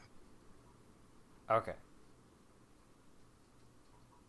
So if a person doesn't tell you what their number is, you won't be able to call them. Unless it's like, connect me to the police or connect me to the fire station. They're okay. You might be able to ask the operator for that, but that's how the phones work here. Okay. Then I don't know. We could always ask around at the radio station when we're there, Ellie. Yeah. Oh, right. That thing. I almost forgot about that.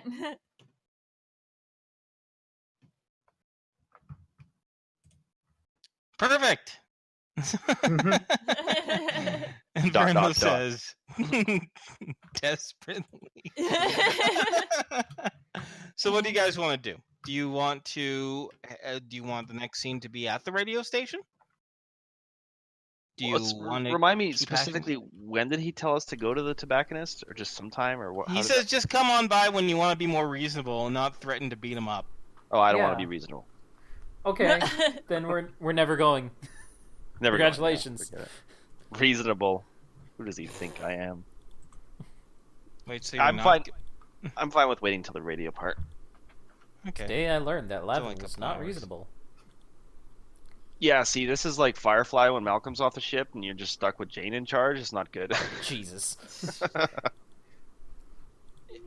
I can offer an alternative deal, is that Lavin can stay here, and if someone really wants to talk to Sharptooth, they can just go down the street and talk with him. That's That's true.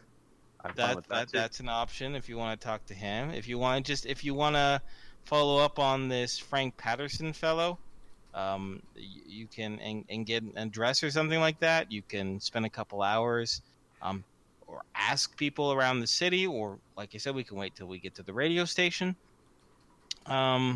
It's up to you guys. Just let me know what you guys want to do next, and we'll rock and roll. I don't know about you guys, but I am super jazzed into getting a private eye. Sure. A We'll gum get in- shoe, a flat foot, That'd be kind of Yeah. fun. one of those other words I can't remember. Gumshoe. Gumshoe. He said There was a third gumshoe. one. I said gumshoe and flat foot, but there was a third one. There is. Give me a Private moment. eye. A dick. No. A private dick. Private Dick Wolf. Wasn't that... What movie was that? No. Was it? Private Dick Wolf? It's not a character in the movie. Am I crazy? No, Dick- Dick Wolf is a creator of Law and Order and Oh, that's various right. other There we things. go. I was watching... We're getting really outside the I was point. watching so much Law and Order this weekend. There we go. That's it. Jesus Christ. Directed by Dick Wolf. Anywho, okay, Patrick or Piff and or Patrick is really down with getting a detective. Yeah, I'm down. I'm down. That'd be helpful. Lavin will just wait around and try not to screw up that. Wait for the radio thing. You guys go ahead. You don't want me threatening your private. I'm just kidding. Go ahead. All right. We Mhm. would have to find a private detective or an ad or something like that. Well, there is one lead that you guys have already. You can choose to follow it or not. When Lavin and Ellie were talking with Lawrence Carter, the radio star, and they asked him what he knew about the Gin Baron, he said he got most of his information from a private dick named Dex Delaney. So you do have a name of one private investigator, but in a city like Velda City, I'm sure there are more than a couple. So you could ask around, check the newspapers, etc., even do a good old-fashioned streetwise check if you really want, and we can kind word of around the justify street, my that. favorite. Yes, the word around the street. Yes, word around the street, and go that way. What would you guys like to do to follow this up? How can Well, you no. pass up a guy named Dex, a private investigator named Dex?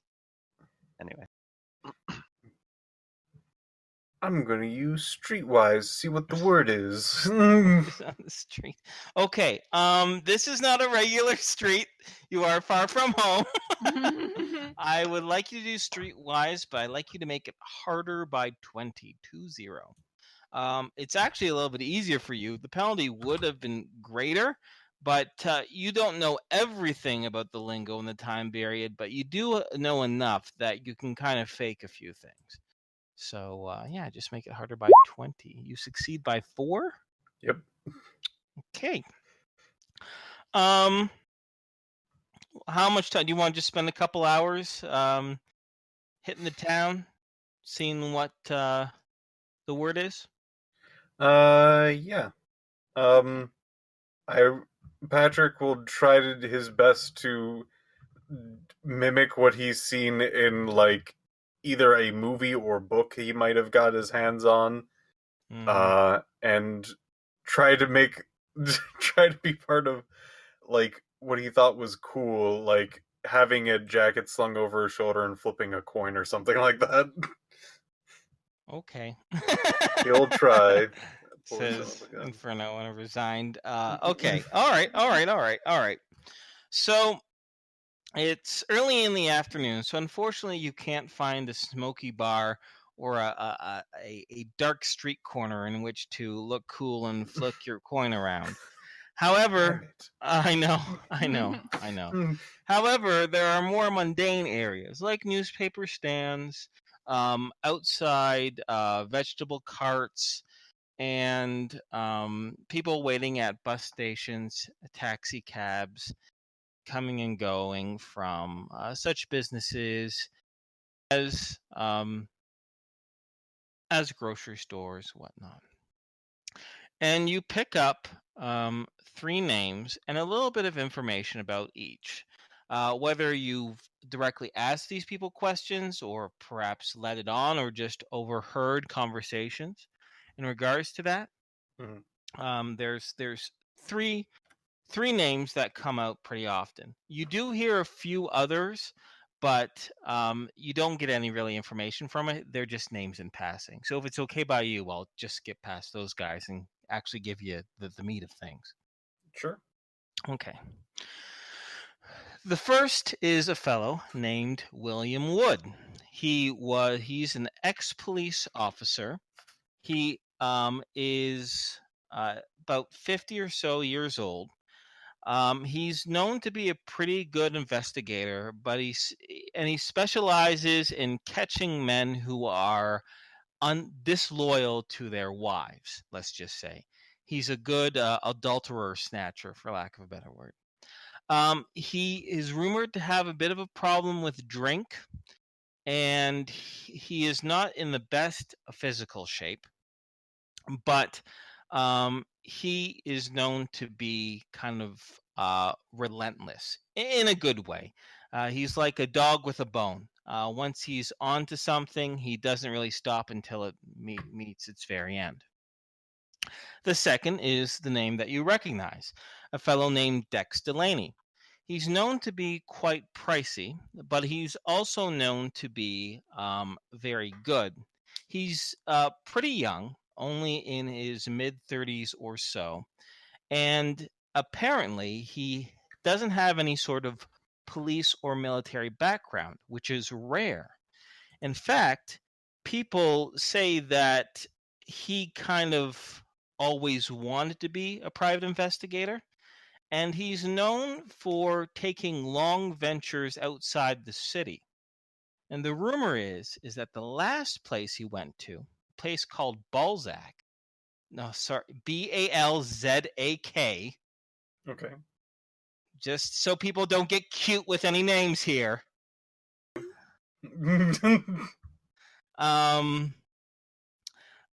The last time he was in Balzac, when he returned, he seemed almost distant or haunted. He is still taking casework, but for lack of a better word, he's turned down a lot of the mundane stuff, like the people who are who are looking for lost relatives, etc., etc.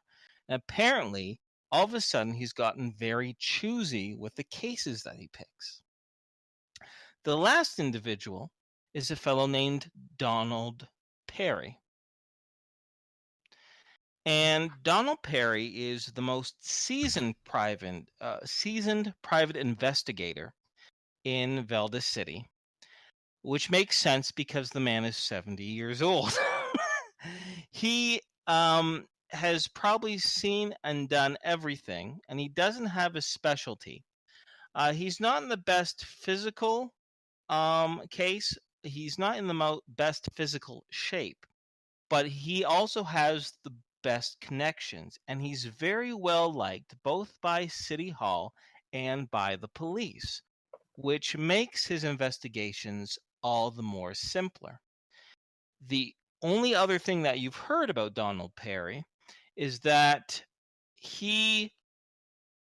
there's rumors that he's going to be retiring soon, so he's not eager to go into any sort of long-term casework. By the word on the street is that he's taking just a few final quick jobs just to top off his bank account before he hangs up his hat for good.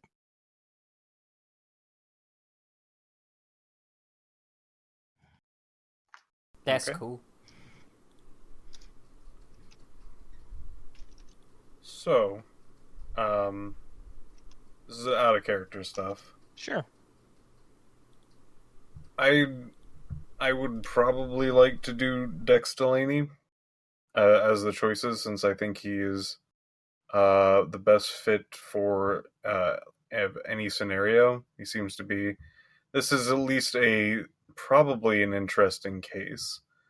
Was of that oh, sorry. That's the second guy. Yeah, I like him. I would. The old guy seems really cool, but I have a sneaking suspicion he might be 2 days from death and retirement. Wow. Yeah, you know, I believe this. So I'd rather not write his freaking death certificate for him. I think I'll just leave that off the board. Poor guy. Gosh, me. He was 2 days from retirement, and you killed him, you bastards. Oops. So, also out of character, he seemed super neat because I have a small inkling that he also might be one of the travelers like us. Oh. Doesn't seem to have a background in Ooh. things, and he seems like he likes to travel a lot. Neat. Unsure exactly what that all means, and Hannibal? that could just be a stretch, but that's my guess. So I would definitely want to go with him to see where that goes. Yeah, I'm down with him. Okay. You would know where his private eye offices are. They're downtown, but the Rhapsody is also very close to downtown. It's only about 3 blocks away. You can take it by cab or by foot. He shares it with two other private eyes, but he has his own, for lack of a better word, firm. It's on the second floor of the building, simply called Dex Delaney, Private Investigator.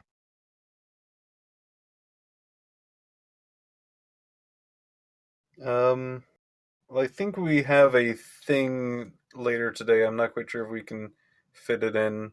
Unsure. I'm not quite Well, sure how much my investigation time took.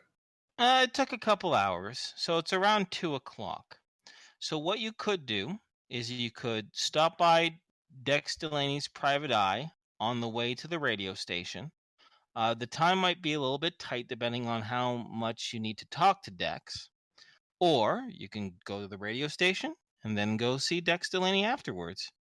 The radio station, he said, as long as she arrives on time and sings well, would only be a half hour, which means you'd be out of there by 3:30. Lavin gave said you had a 5 o'clock appointment, which Lavin, is it because the Rhapsody opens at 5 o'clock, or are I you? thought it was because Sharptooth was showing up. Yeah, Sharktooth was showing up, but he already did show up. Right. So your I'm not evenings, really too concerned. yeah, you're not too concerned with that. So yeah, it's really just the order that you want to do: radio station and Dex, or Dex and the radio station. I'd Do vote Dex for- first. You think? I don't know. You asked my vote. That's what I said. Second guess. No, I was gonna say I feel like that's gonna take more time than the radio show. So I wouldn't want to like limit our time with this guy. Are people on consensus with that? That seems like the safe plan. I do enjoy safe plans. But I think we have also enough time to do the office. But if I had to pick between the two, I would probably say the station first. Radio station it is. Okie dokie. So I'm gonna go ahead and zoom up the scene in regards to that. So if you guys are gonna go to Dex Delaney's right afterwards, I love saying the word Dex Delaney, by the way. It's fun. Do you all want to go to the radio station and just have the ones who aren't performing just hang around either on the streets or in the lobby? Or do you want to just have Lavin and Ellie go there and then meet you back at the Rhapsody and then head out? Come with us. Come with us. Come play with us forever and ever and ever. Okay. Works for me. Is it okay if I just start the scene with you guys arriving at the station? Yeah. I would like to note that Patrick uses most of the rest of the time to actually do what Milo is doing and just observe people on the street, tendencies and whatnot. Okie dokie. Works for me. So, as Patrick loiters outside of the radio station, casually observing the passers-by to catch any sort of small mannerism or a social grace, Tom, are you going to be entering the radio station with Lavin and Ellie, or are you going to hang outside as well? I'll hang outside. Okie dokie. With Patrick. One last question for you. Mm-hmm. How you get there? Do you want to take your own vehicle, which Jalea has gotten kind of up and running? She's done her kind of investigations of it. Or do you want to call the number 9 cab company and ask for a man named Joey to drive you there? Ooh. We don't have any Joey? money yet. I remember Joey. You don't have any money. Joey probably wants money. Yeah. That's true. We could pilfer from the Rhapsody, but it's probably You could just take our own car. Let's just take Yeah. our own car. Okay, all Or- right. All right, so you take your own vehicle. All right, not a problem. You park on the street. You head outside. And sorry, what was your answer, Tom? You hanging outside too? Yeah, I'll hang out with Patrick. Okay. Would there Good. by chance have been any like paper or like a notebook or something that Tom could draw in somewhere on the Rhapsody? At the Rhapsody? Sure. Yes. Definitely. Definitely. Then that is what he's doing, sketching random people. Okie dokie. Are you trying to be discreet about it? Yeah, I think so. Okay. Okay. All right. That's good.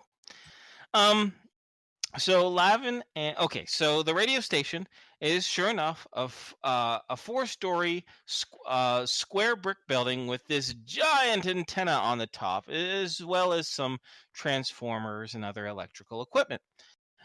And there's these big flashing neon lights, a sign that does say WKRB.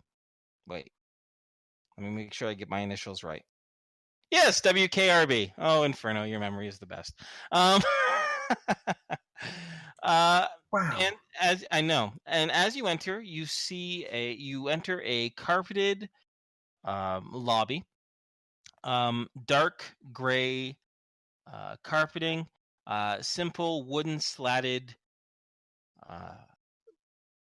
walls around you, and a short, squat desk in which sits a single receptionist with long hair and this wonderful little black hat on the top of her head, dressed in a casual business attire suitable for the period.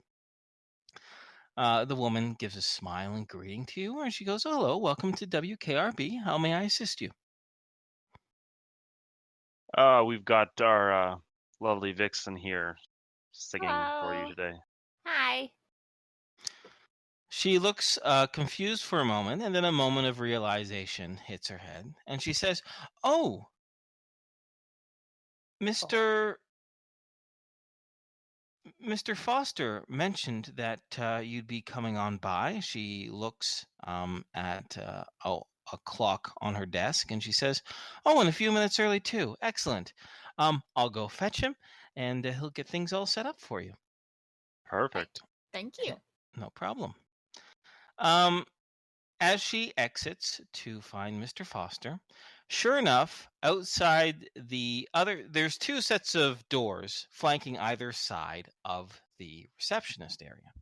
And as she exits through the left side of doors, almost if by magic, just a few moments later, outside the right side of door, comes the smooth walking Lawrence Carter, a cigarette in between his mouth and the big smile on his face. He goes, I thought I heard some familiar voices out here. Ah, good to see you, and so soon, so prompt. How are you doing tonight? I hope you don't have too much of a hangover or any other sort of head injuries, as he looks over to Ellie from last night. Oh no. Yeah, no, I brushed that off. I feel great. Yes, and I see you're still dressed in the same attire, too. You're not one against a controversy, are you there, Miss Vixen? Well, I would like to fashion forward type thinking, No, I don't know, actually, but that's all right. Oh, well, Luckily, that's okay. Not all of us can be smart like me. yes. Well then, I do have to say best of luck. I hope if you have any sort of nerves or questions or anything like that, you can go ahead and ask me. I'm an old sauce when it comes to the radio game. Oh, thank you. I'll let you know.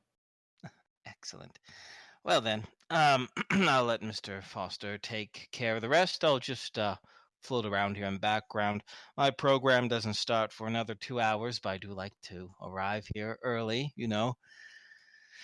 see what all the buzz is about. Yes. He kind of gives an uncomfortable look and slides on back towards to the back. Sure enough, a few minutes later, Mr. Foster enters through the left doors along with the receptionist. And as he goes through the doors and gazes upon Lavin and Ellie, he pauses for a moment, takes one look at Ellie, and then looks towards Lavin, and you can see there is a very clear look of disapproval for a few seconds before he puts on a painted smile and he says, Good to see that you're here. A few minutes ahead of time, too. Are you, do you need to make any sort of last minute preparations, or shall I take you to the radio booth, introduce you to a few of the folks who will be playing accompaniment for you? Oh, I think we're ready. Yeah, we're good to go. Good, he says with a thin smile. Well, please follow me. It's not a very large building, but I'm going to be taking you up to the 3rd floor. Okay. Okay. And with that, he leads you through the back offices. The first floor seems to be mostly offices, all differently cubed up. And sure enough, you do pass one that has the placard of Mr. Ronald Foster, which says station manager. It's one of the larger offices as well. He takes you up the stairs quietly, silently, not making any sort of friendly chit chat or anything like that, before he opens up the door for Ellie to enter into the 3rd floor. The 3rd floor is very different from the offices of the first, and it's mostly composed of two sound booths. One small and what appears to be very intimate, that's only used for 1 or 2 individuals, while the other one is much larger, that actually allows. That actually contains several musical instruments, from horns to drums to piano, an acoustic guitar, etc., etc., etc. He leads you into this second sound booth, and in it, milling around the other instruments, are gentleman and a lady.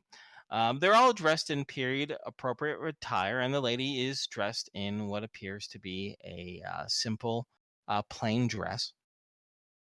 They all look with interest as you enter, but most of their eyes are affixed on Ellie for one reason or another. The station manager, Foster, makes some brief introductions and introduces you to a fellow named Mickey McConaughey, who will be running the sound booth. After a few casual greetings, he makes Foster simply says, I'll leave you into the hands of Mickey here. He's a professional. I'll just do a few recordings. We'll have everything recorded here properly, and it'll hit the broadcast waves in a few nights. Once you're all done, please come down to the 1st floor and stop by my office, and I can provide your payment for this particular service. Sounds good. Wonderful. Wonderful.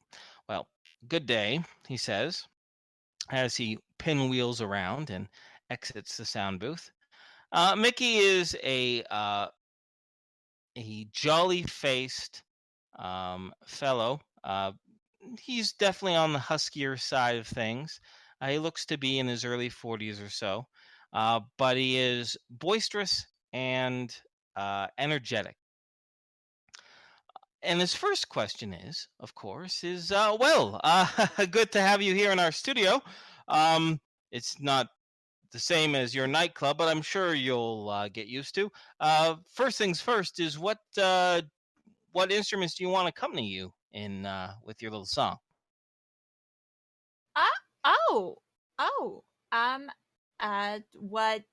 What did you what sort of instruments do you have in mind? Well, our crew here, he gestures to the other folks, are pretty much proficient in everything that you see here. And what you see is a horn, flute, piano, acoustic guitar, a set of drums, and a French horn, and a bassoon. I love Ooh. saying the word bassoon. Bassoon. And then oboe. Oh, and a clarinet. You have to. It's not 1930s without a clarinet. Forgot. All right. All of those sound really good. The folks look around and they say, "Well, we only got 4 people here, and that's a few Oh. extra instruments. How about someone on the drum, someone on horn, someone on clarinet, and the last one, I guess, is whatever else you like. Oboe? The oboe. Pick- Okay, sure. Will that work? Yeah. Yeah. Okay, all right. What song do you want them to play? Uh, um. Are you guys familiar with the Andrew sisters? Give me a moment. I'm not Googling to see what years they were active. Nope, not doing that. It's like right around this time period. I wouldn't be able to it's like right. Oh, it is. Yeah, it's 'Cause like they're born in like 1911, 1916, yeah, and this is like 1918. their hit kind of era. I don't know what songs came out though during this time. That's okay. We can find out. We can find out right now. Give me a moment. So I think that's the only thing. Oh yeah, yeah. This is so funny. Their first hit single was in 1937. Oh, fantastic! And they're gonna kind of look around a bit, and several, actually, all the gentlemen look kind of confused or like it's on the tip of the tongue. But the young woman said, "Oh wait, yeah, they have that song, Jammin'." They say, "Oh, them?" Says Mickey. "Oh, those are the Andrews sisters." Ah, sorry, I guess I don't know. We're used to bigger names, I suppose. But yeah. Well, Clarice, you know the song? She goes, "Yeah, definitely. You just have to give me a couple minutes to kind of, well, if you don't mind me using the expression, jam with the rest of these folks, and we could probably hash it out in a few minutes." He says, Great. Yeah. "Perfect. So you will sing the song Jammin'."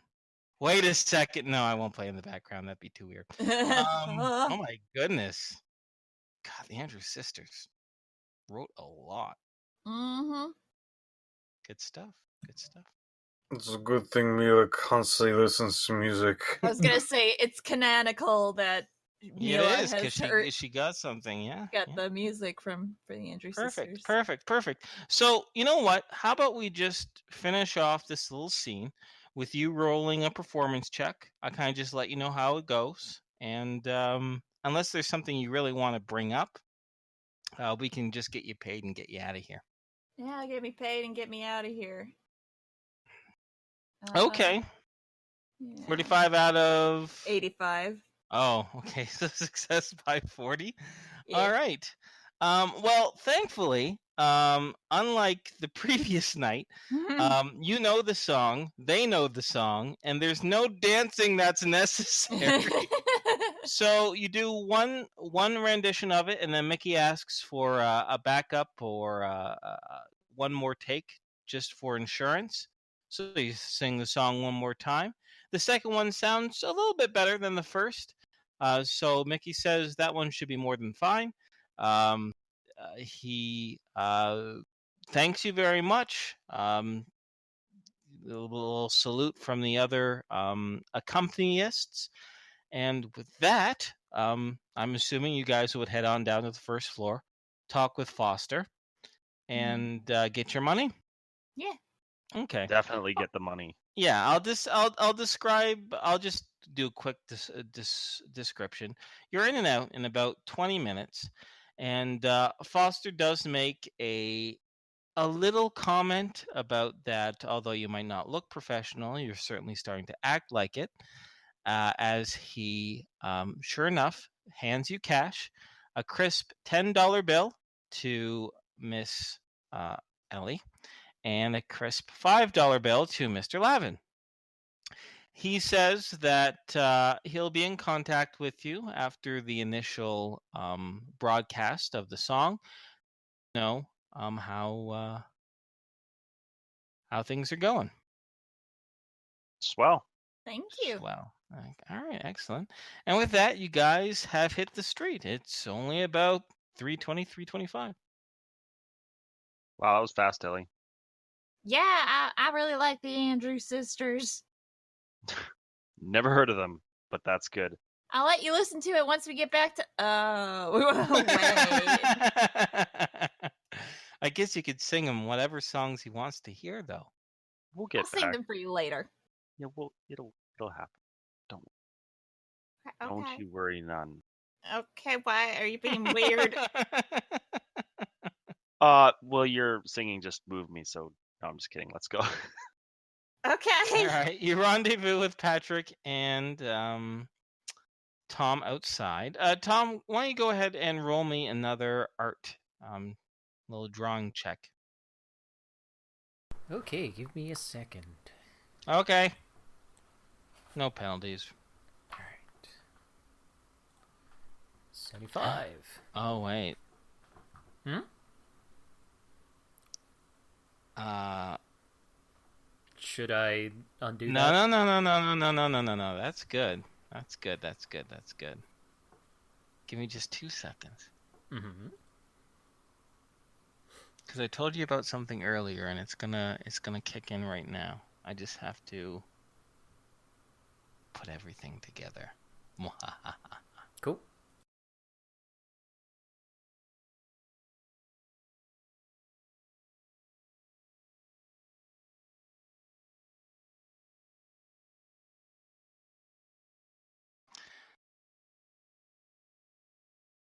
So, you do a few sketches discreetly. There's a nearby bench to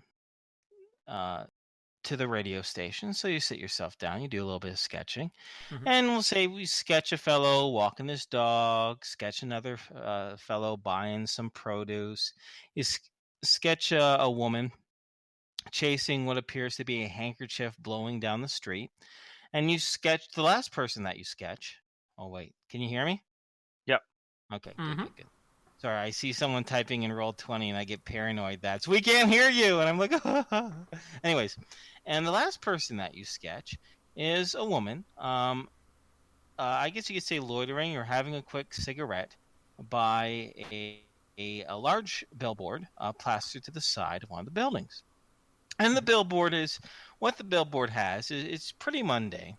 It is an advertisement about new recruiting procedures over at the Grand Quarry Mining Group. And it's the big blocky text has all the information. And sure enough, you see a picture of 3 miners with picks slung over their shoulders, having a good time, talking and laughing. And it's a very happy advertisement. And that right there, that ad for that mining group is exactly the one that matches to the artistic style to the T. Maybe it's because you saw her wearing mining gear or what, but it's an exact copy. You are extremely confident that the same person who drew that advertisement drove the posters that were all around the city. Fantastic. So if we ever want to pursue that angle, we can. Yes. Do we recognize anybody on the poster? No, you do not. The 3 mining gentlemen appear to be strangers. I just figured because Patrick had the mining hat, and I'm like, Yeah, no, that's a fair question. Anyway, Patrick and Tom are reunited with Ellie and Lavin. And before I shuffle you guys off over to Dex Delaney's office, we'll wait for Brianna to get back. Cool. Yes. And I'm going to grab myself a drink of water in the meantime, too. Cool. 5-minute break. Break. If you guys need to get some more liquids, use the bathroom, whatnot, do it now. Do it. Do it. Do it now. Get to the chopper. Do it. Sorry. I'm getting a little carried away. I feel sorry for kids growing up nowadays because they don't get Arnold Schwarzenegger movies. Yeah. It's sad. It's real sad. It is. is. We had a guy in our WoW guild who did an awesome Arnold Schwarzenegger impression. Mhm. It always made things more lively. Hello. Oh, hello. Hello. Graham not back yet? No. Haven't heard Not that I know. Yeah. He's just Sad quiet face. and Do you guys have any questions in the meantime while we're waiting for her? Yes. Okay, lay it on me. I just realized that probably something that Patrick would do would be at some point, having.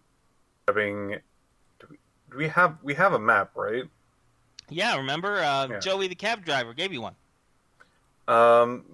Patrick is probably going to take some time to track down any local structures, but more specifically, a library. A library? Yep. You better believe there's a library. There's actually 4 in the city. The biggest is the National Archives of Zelda City. No, not National Archives. That makes no sense. State Archives of Zelda City. Then there's also the Hughes Public Library, the Franklin Public Library, and last but not least, a private library owned by a name that you recognize. Wait, where is he?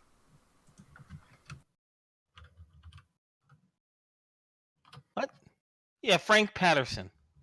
Owned by Frank Patterson Library.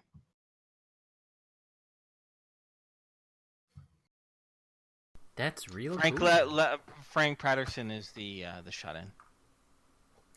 Ah, right, okay. Oh. I was raffling over my notes. I'm like, right, Frank Patterson. Let me just. Yeah, he's the collector, the eccentric shut-in collector. Right. And he owns a library. That's real cool. Yep.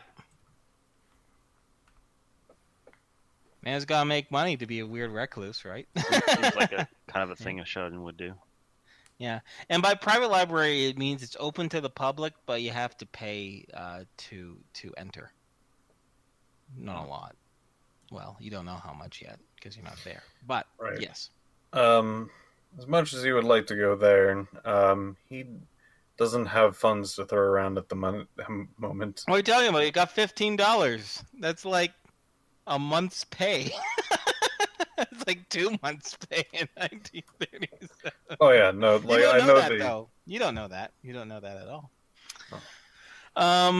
Okay. Anyways, Krana is back. Okie dokie. So Welcome are y'all back, gonna head Krana. over to Dex Delaney's place? Yeah. Sure. Okay. All right. You get into your vehicle and drive on down back towards the direction of the Rhapsody. But instead of going directly there, you take a turn off of one street, park your vehicle, and enter an old brick building that is only 3 stories tall. And sure enough, on a simple dark placard at the entrance of the building, it does have D. Delaney, P.I., 2nd floor. I'm assuming you all go up to the 2nd floor, correct? Yes. Yes. Sure. As you enter the 2nd floor, you go down a hallway and you see only 2 simple doors. They're wooden doors with this frosted glass in front of them. One says Dex Delaney, private investigator, while the other one says Charles Long, accountant. Both doors are shut.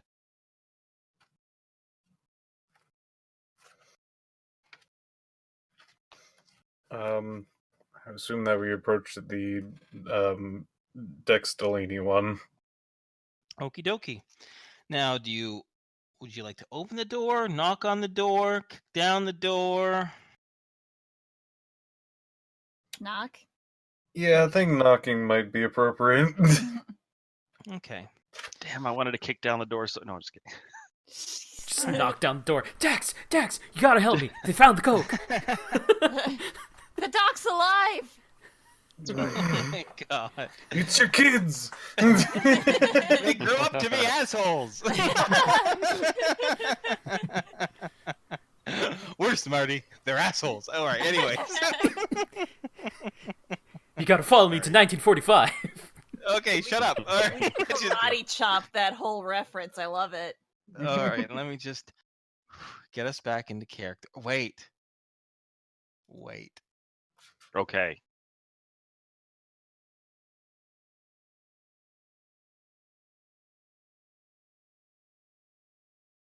No. Oh. You gently knock, or you rap at the door, and for a long moment, there's no reply, until you hear a firm baritone voice say, "Come on in, the door's open." We enter. Ellie. What do you do? Yeah, Ellie will answer. All right. You have no idea, I've been playing this the entire session. What? What do you mean you've been playing it? Like you perfect? Privately by myself, have been really? playing this exact song on Excellent. loop, and it was so weird hearing like the song suddenly like increase in volume. As you open up the door, you see a large office. There is plush carpet underneath your feet, and the walls around are wallpapered with these really dark splotches and these very light wispy designs around it. The furniture and the light fixtures are all in top-notch shape outside of the very old style of the building in which it's contained. There's 3 simple chairs lined across the back wall, and a simple sofa as well, along with the chairs. Along the left side of the room is what appears to be a long string of bookcases, all filled with a variety of tomes and magazines and books. A large light fixture hangs from the center of the room, and an even larger lamp is off to the right-hand corner of the corner of the room. In the very center, however, there is a large, beautiful oak desk with a variety of knickknacks upon it. A reading light, an ink blotter, a telephone, and what appears to be a long-necked bottle with a simple whiskey glass next to it, empty. Behind the desk is one of those high-backed chairs, and you can see the back to it is facing your direction.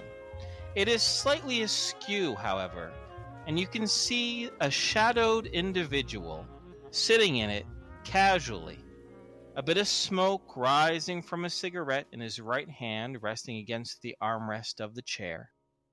He appears to be dressed in a dark suit, and he definitely has a thin, gaunt face atop a relatively athletic body.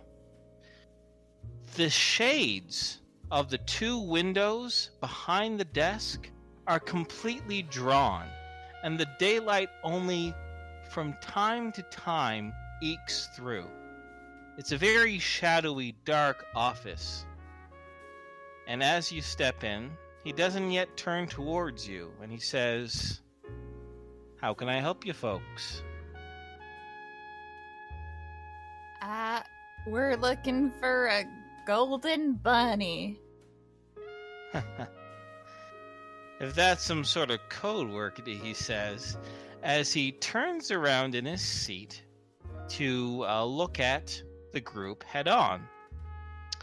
And his eyes pause for a moment as they stare directly at Ellie's, and after a few moments they trace to Lavin's, to Tom's, and to Patrick's. And he says, I hear if you want to chase any bunnies in this city, head down to the Bunny Ranch 3 miles out of town. But I wouldn't know that. I'm a proper gentleman, at least most times. I've seen you around, he says, jutting his cigarette over towards Ellie.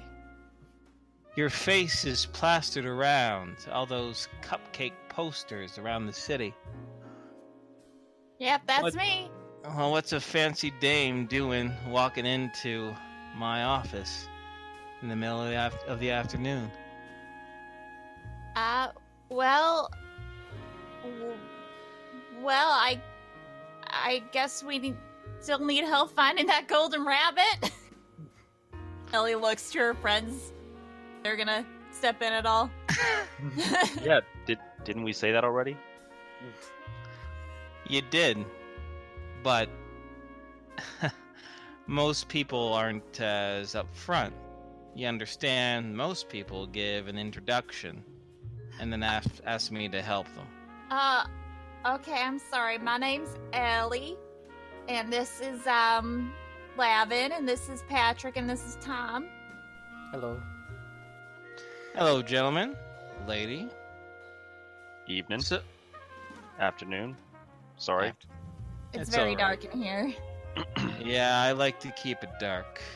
At least for the time being, he says, as his eyes head over to that long-necked bottle as he dabs out the cigarette in the ashtray on his desk and goes to fix himself a drink. I guess it'd be rather impolite for me not to offer. Would any of you care to imbibe? Would. I certainly would. He I nods. think you and me are gonna get along just fine. Oh, well, don't be so sure about that just yet. But here's 2 new acquaintances, he says, as he opens up a desk drawer and sure enough takes out another whiskey glass, fills the 2 of it, slides it along his desk, and gestures for you all to come closer. Patrick steps forward. Ellie will look for a seat. Yeah, there's chairs nearby where the desk is. Yeah, she'll just take a sit down. He nods and he stands up from. He doesn't stand up. He reaches for his glass. He leans back against his chair and he says, "So a golden rabbit. Yes. Golden Do you mind if I ask you a couple follow-up questions before I let you know my thoughts on this? Yes. Whose golden rabbit is it? Good That's question. a good question, yeah. So you don't know. Nope. Mm-mm. Okay. Who was last in possession with this golden rabbit? That's another good question.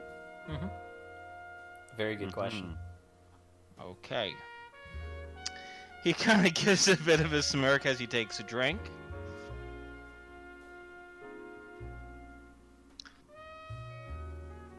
Describe the rabbit for me.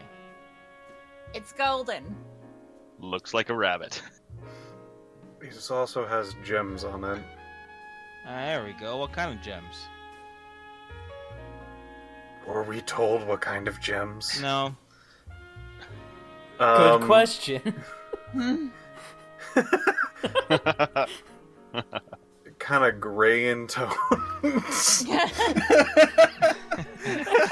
Dex Delaney gives a bit of a smirk and he says, "Well, I guess it's only fair.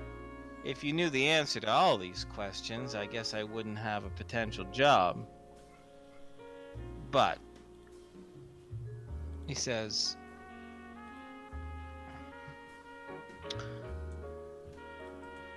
"let me try this from a different angle. Why are you looking for this rabbit? Why do you care about this golden rabbit? If you don't know who has it, or where it went, or exactly what kind of gems are in it, why do you care?" Our friend needs it. Your friend in trouble, he asks. No, I think he's just bored. Dex Delaney raises his eyebrows and he stands up He moves to the corner of her desk, and he's the one that's closest towards Ellie. And he sits down on it. And he says, "You're the new owners of that club downtown, the Rhapsody, right? Mm-hmm. Yeah. I would assume you and all your friends would be wrapped up in running that business. I'd be surprised to hear that you were really that bored." Well, Oh, no, we're no, not no. bored, but he is. Yeah. Oh, Our yeah? friend asked us to obtain this. Yes. And this friend, does he have a name, an occupation? His name is Rath. What kind of name is that? Turkish? Foreign name, yes. Very He's from- foreign. Yeah, he's from way out of town. Uptown? I don't know anyone uptown named Tyrath, and that would stick out. It's okay. I'm not afraid of foreigners. I think he said out of town. Oh, Yeah. out of town. He goes, oh. All right. And what does out of town Tyrath do? He He's kind of a scientist. kind of a scientist. Yeah. I see, he says. He goes into his inside pocket, takes out a pack of cigarettes, plucks one up, and offers the pack to all of you. Oh yeah, we'll decline.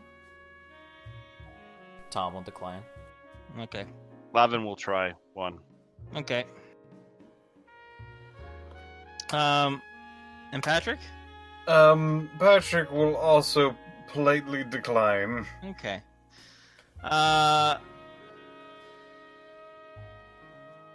Dex will light his cigarette before lighting Lavin's. He inhales it deeply. He says, "Okay. This is definitely mysterious. So you have a bored friend from out of town who's looking for a golden rabbit that's encrusted with gems. Yes. You have no idea where it is or who might have it. Yes. Well, it's a really far-fetched lead, but Frank, Leads a lead.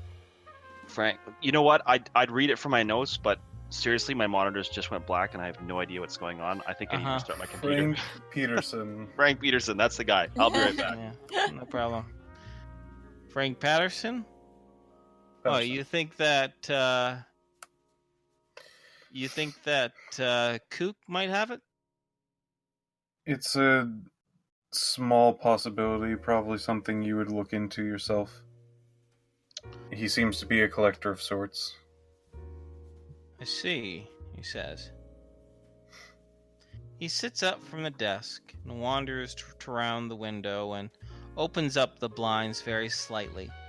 You can see the light cast bars across his figure.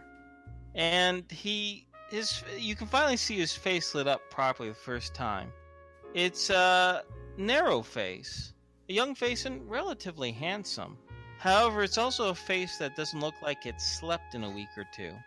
There are bags underneath his eyes, and the corners of his mouth are a little bit tighter than usual. As he says, "Things have opened up for me this past little while.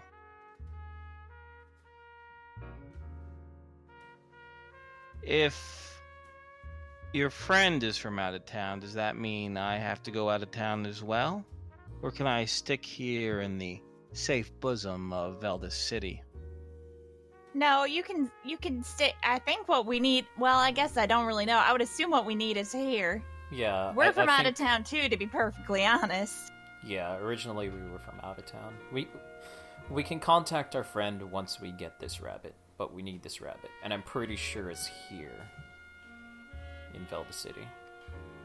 He looks out the window and he says, "I'm not saying I am, but if I were to take this case,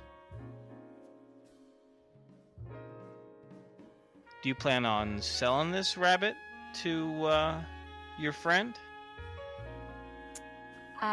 We plan on giving it to him.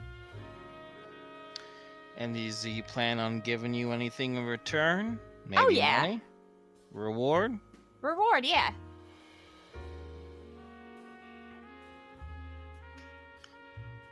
A sizable reward? I'd say so. Yeah, fairly sizable. Well, then I'll leave it up to you. I can charge you my daily rate, which is not the cheapest in the world.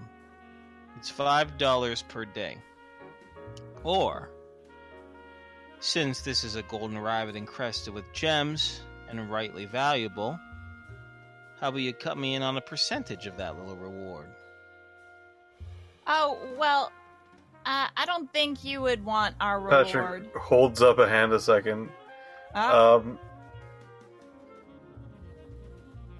This might be something you're interested, this reward, but may I ask, were you also out of town? Oh yeah, he says, looking out the window one more time distantly. Far, far, far out of town. So far, if I ever went back, I think I'd just fade away.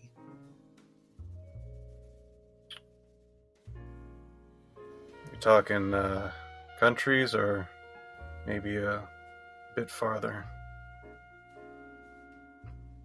He looks dreamily for a moment, and then his eyes harden, and he says, a dream world, you know?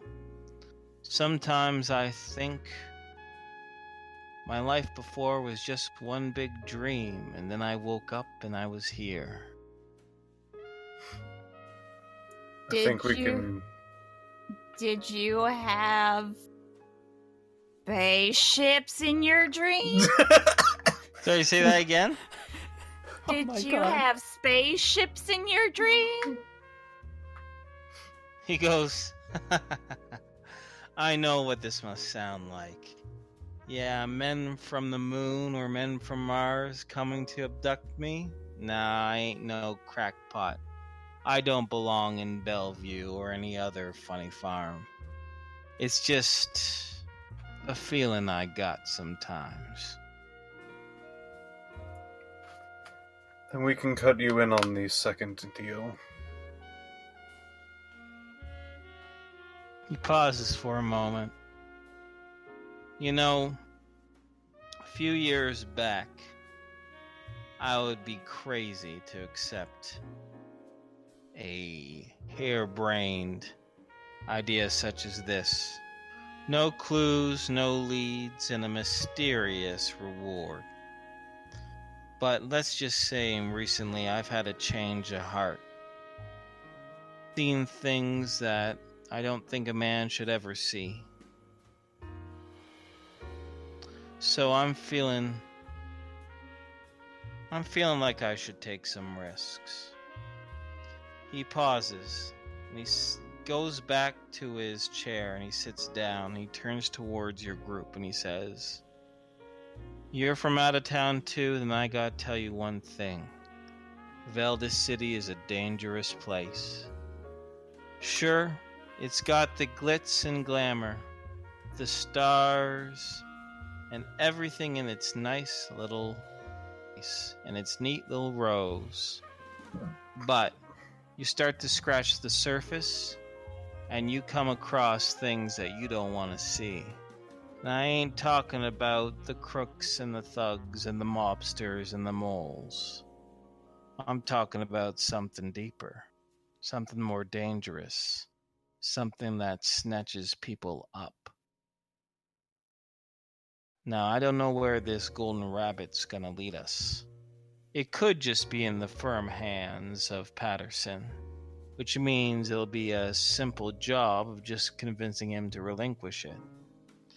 But I have a feeling, call it a hunch, that it might take us to the edges of Veldis City, into the shadows and the sewers. And if it does that, I'm gonna be honest with you.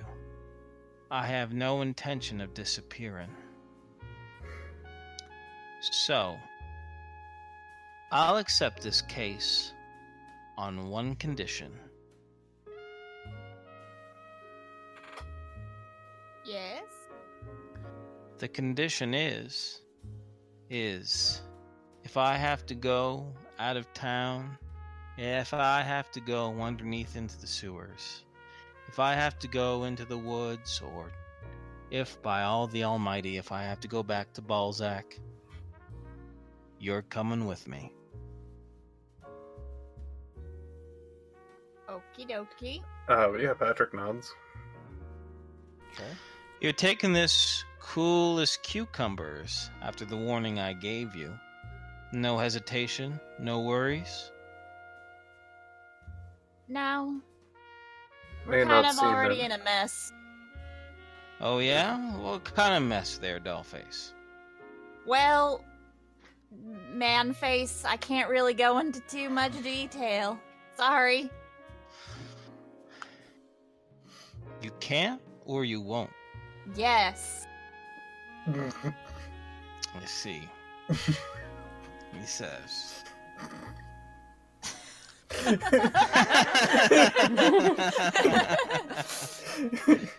This, You bitch. I love this dynamic between like the super film noir and then just Ellie. Even Patrick's doing a good job playing along, and Ellie's just like blink.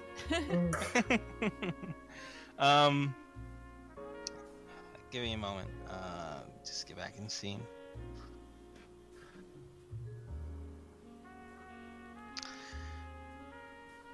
All right. So, when I find you, I'm sorry, where do I find you if I find any sort of lead? Oh, the Rhapsody. Easy. Next question. Is there any sort of time pressure for this? I guess not really. I mean, as soon as possible. But your friend's a patient fella? Oh yeah. Oh, He's- yeah. he's Yeah, fairly oh, yeah, patient. yeah.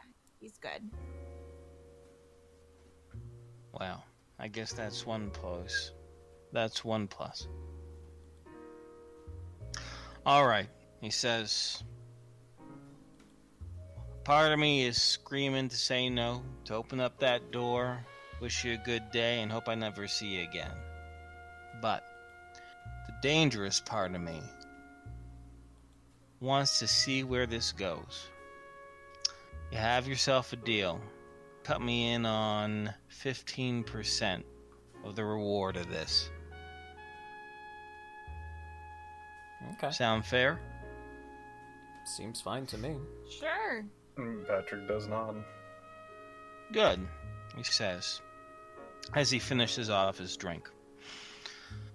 I'll talk to my contacts, put my feelers out to keep my ear to the streets, and as soon as I hear something, anything, I'll let you know. I got one last information. One last information. One last thing I should mention. I'm an inquisitive guy, so all these I don't know, maybe, I can't say, I won't say questions might not cut it the further we get into this.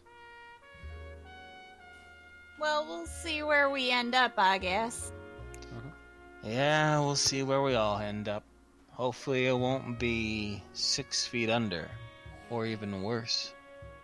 We could probably. He gives a give- bit of a shrug. We could, out of character, we could probably give him a small tidbit. Like? Say that we can get pretty furious if we want to. The- Cough, cough, wink, wink. We're the Furious Five. Oh. Yeah. Oh. I guess we could do that. Yeah, okay. I'll leave it in your hands, Tom. Okay. I think I'm back. Can you guys hear me? Yep. Yes. My computer had a stroke. Sorry about that. Oh no, stroke Wow, computer now. Yeah. Mm-hmm. Okay, I think I got most of us going on. Welcome back. Continue on. Well, here, I'll give you a little bit of information. Just to good. wet your whistle a bit. We're missing one of our members, but we would be the Furious Five. All right. This is a fifth member, Rath. No. No, it's Al. Yeah. All right. You might have cut out Burn when you just said there's 5 of us. Oh, no. Else? I did say that we are the Furious Five. Oh, you did say fucking Yeah. internet. Oh, sorry. He says, no, that's a name I do know. Mm-hmm. He pauses for a moment. 20%. I want 20% now.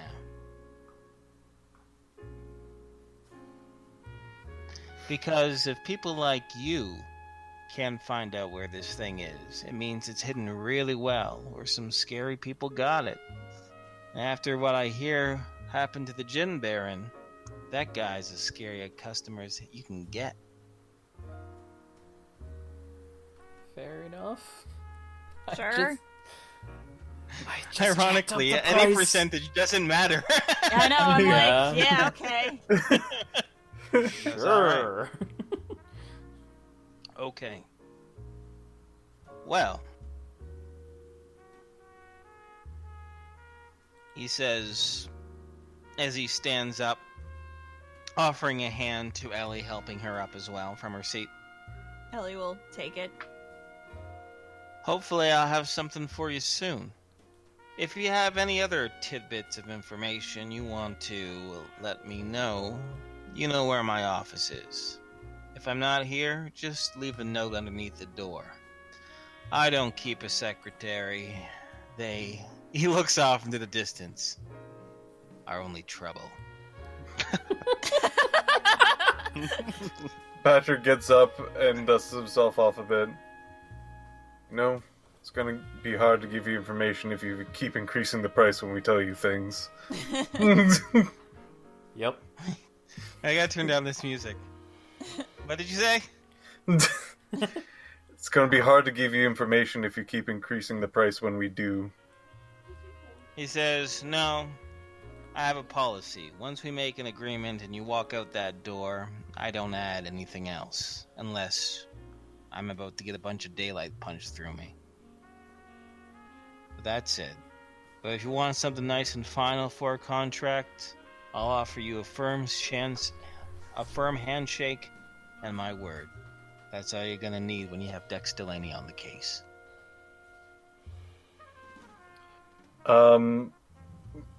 Patrick walks over to him, full of odd Patrick confidence, and holds out a hand to him. Dex smiles, grabs your hand, gives it a firm handshake, says, deal's done. 20%. 20%. Mm-hmm. No more, no less. 20%. 20. Got it. 20.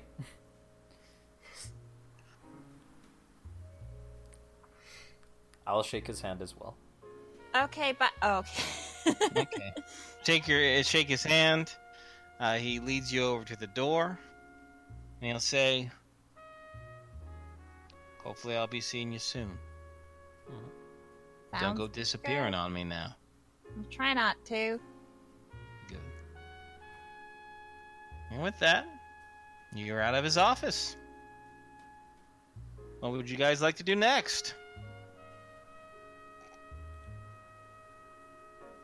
We don't really have anything lined up. To the library! We could go to the library before the Rhapsody opens. Or just help open the Rhapsody. Sure. Going to the library and learning about this era would be fantastic, though, I think. Okie dokie.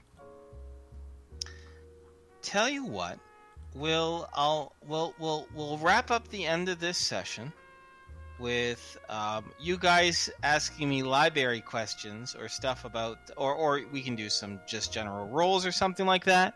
Mhm. But honestly, anything else, I have, don't you worry, I have all sorts of wonderful things to throw into you. But at a minimum, it would start something that would take at least an hour or so. And I don't want to keep us as late as we were before, because I felt guilty because you guys are getting tired. So is it okay if we just wind down the session with some information that whatever interested characters might want would want to try to glean from this library? Yeah. Yes. Okie dokie. So, first of all, I can acknowledge that you guys, depending on how much time you spend you looking around, I would be able to just, I guess you could say it's a passive buff, a passive knowledge thing that you become a little bit more aware Mhm. of this era, so it isn't all completely unfamiliar towards you. But if there's any sort of specific information you'd like to know from me, feel free to ask, and I can answer as best I can. Okay. Patrick's thing is very simple. He's most likely actually just going to go and find the books that are popular at the time. The what story that's popular? The books that are popular at the time. Okay. For no reason, I'm going to pause for a moment. No reason at all. Sure. Pay no attention to the GM behind the curtain. Okay. Ignore the typing noises. No. Oh my god! I can tell you what the best books of the 1800s to 1809 is. Wow. Close enough. How about we don't? Inferno? Now are you looking for fiction or non-fiction? Actually, it doesn't matter. Okay, then I'll give you a heads. What? Really? Oh my god! Oh, this will be awesome. Sorry, I'm gonna shut up for a moment. 'Cause Inferno might have just gotten a wonderful mind flash. Okay. Some of the very popular books in the fictional section is a book called Brave New World, a book called Of Mice and Men, and The Grapes of Wrath. In addition, No, I was gonna say, you want to pet the rabbit, George? It's a sign. some other books Take it easy there, Lenny. are one called Murder on the Orient Express and The Maltese Falcon. As far as non-fictional books go, and something I'll probably describe a little bit more. Oh, just a second.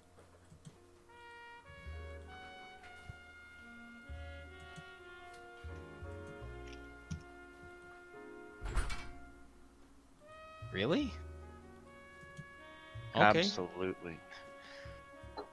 Hold up a second. I have to just Google this for a second. Okay. Here's an amazing book called 100 Million Guinea Pigs: Dangers in Everyday Foods, Drugs, and Cosmetics. It's a hardcover book that does exactly what it says on the title.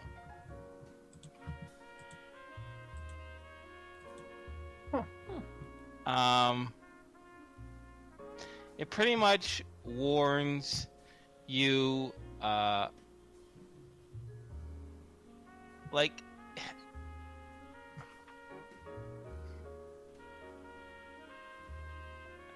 hold up a second.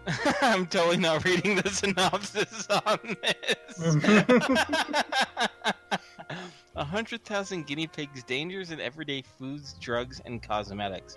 So, if you were to investigate this novel, you would find that it's weird. This is very clearly written by a toothpaste company, and most of the book is about different types of toothpaste and how a particular brand will 100% prevent your teeth from rotting and kill all the bacteria and everything like that. It's the latter part of the book that talks about lipsticks, cosmetics, where it came from, the dangers of it, and everything like that. And for those of you who have a chemistry background, which I believe Patrick does have, and I know Al definitely has too, 2 types of chemistry, you would notice that unless maybe chemicals were completely different here, but the chemical bonds that he's talking about, the stuff that it came from the lipstick and stuff, a lot of these things are not real. Like, they're lies. This is not true. But more specifically, other books in the nonfiction level would be one that Al might be interested in, An American Doctor's Odyssey, and a book called A Peculiar Treasure.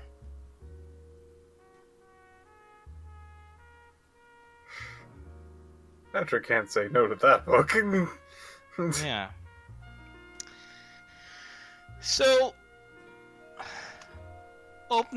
going through The Peculiar Treasure, it's by a woman named Edna Ferber, and it appears to be an autobiography in which she recounts her small-town Midwestern childhood and rise to literary fame, something that something that she said was inspired by the reason why she got into writing is because she always wanted to be an explorer, a world explorer, a famous adventuress. Unfortunately, living in a Midwestern town, a sleepy town, she never really had the opportunity. But what never restricted her was her imagination. And many of her stories were spurned or took root in these childlike adventures, which she soon developed. And one chapter is very interesting. She recounts, as a child, chasing down an elusive treasure that happens to be a golden rabbit with gems embedded into it. Whoa. Neat. Mm-hmm. We'll just give the book to Rath then. There we go. Found it! Found it! Right here on page 29.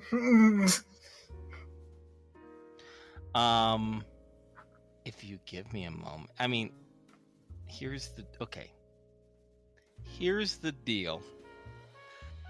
I could give you a bunch of bullshit now, or we can wait to the beginning of next session and I could give you a very detailed and intricate synopsis, which will sound a lot better than the GM improving it. Because I just first found out about this while literally browsing the internet right now.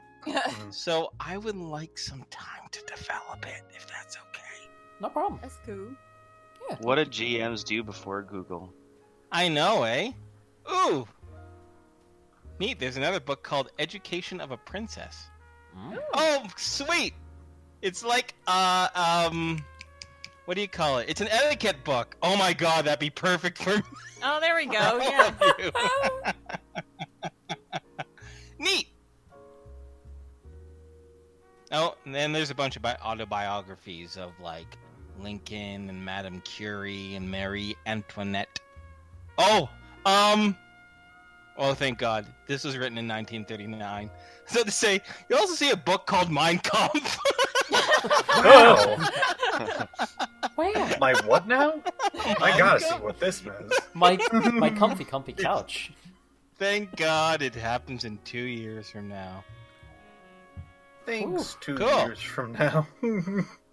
So you have an idea of just the general nonfiction and fiction that are in the library.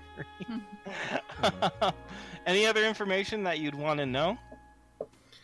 I was going to be like, I would probably read a bit of this and be that, but I'm like, oh, a strange treasure. I don't even care if that's a real or fake book. Patrick will be all about that one. Okay, cool. Perfect. Then I'll be able to give you a lot more details into what that chapter says. Beginning of next session. Right, Or maybe even in between. Maybe I'll just copy and paste my little synopsis and just give it to Patrick and then have him explain it, which will be fun. Cool. Just to give you a heads up, my plan was to actually kind of understand the culture and their mannerisms through their writing. A lot of times people, whatever they read or consume as media, whatever they write down is very reflective of that. Neat. So that's what I was trying to get towards, but it looks like I hit upon something a bit more interesting. Yes. Indeed. Cool. Now, I will give... No, actually, I'm not going to give you heads up on anything. You'll find out next session. Yay. I have to stop giving people heads up on shit. All right, goodbye, Film Noir Music. All right. Anything else, or shall we wrap her up? I have a question. Do you reckon that lay it this on me. library would have audio clips? No. No. Damn. No. You're looking for a record store, my friend. All right. What How about about Jules Verne's The Time Machine? Are there any books on jazz guitar and the typical riffs that they would use for big bands that have guitars? Okay. All right. To answer Lavin's question, The Time Machine by H.G. Wells is here. Isn't it Jules Verne? No, I got The Time Machine by H.G. Wells. Wait, You just could be a right. second. I don't know. I'm Jules Verne. You're right. It's H.G. Wells. I'm crazy, but it is like 1900. It's like 1895. There we go. Yeah. So wait, you're looking for sheet music? Yeah, something like that. Yeah, it's definitely not at the library, unfortunately. Damn. Okay. You would have to look at it. Go to a music store. Cool. Because I did look But they into would it a bit. definitely have jazz and stuff. Although heads up, I'd have to look into it myself, but I don't think jazz is known to have a lot of guitar in it. there Not is many a bit. things from the 30s. Yeah, the guitar was not. Guitar was popular in folk music at that time, But but guys, for popular music like swing and jazz, I already did the research a bit. okay. There is then, electric guitar. Well, you and... dressed me down in front of our live audience. I was just trying to say because you guys kept going on. Stupid. Oh. Lay it on me. I just want to say that there is electric guitar and there is normal guitar, but it's only for big bands that don't have horns. It's only for like paired with a violin or paired with a bass, so it's more string music.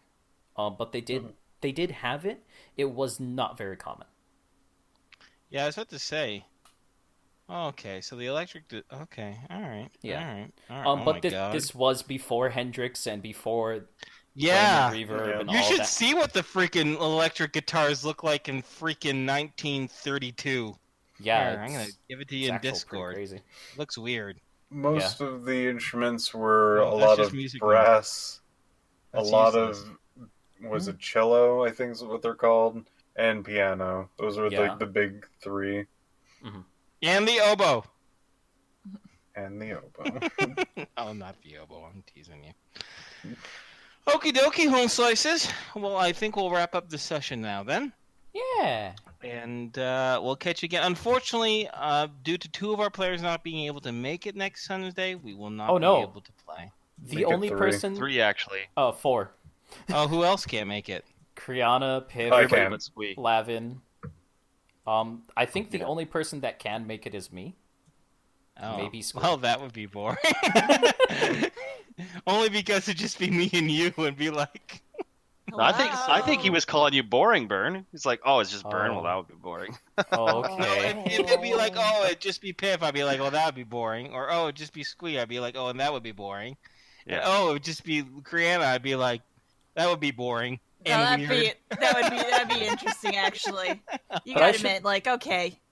I Just should come back to probably- that station. Yeah, the village is on fire. Oh god.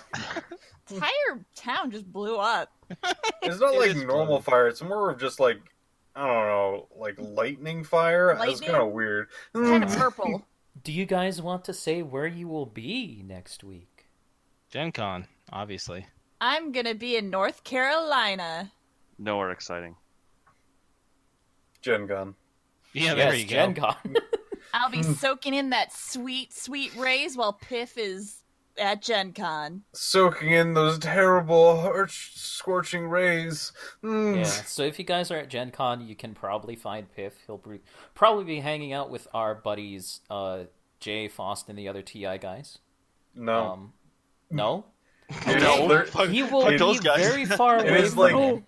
It is Jay and Matt, I believe. Jay and Matt. And yeah, it's a. I Oh, think Faust's Carl not might going. be there.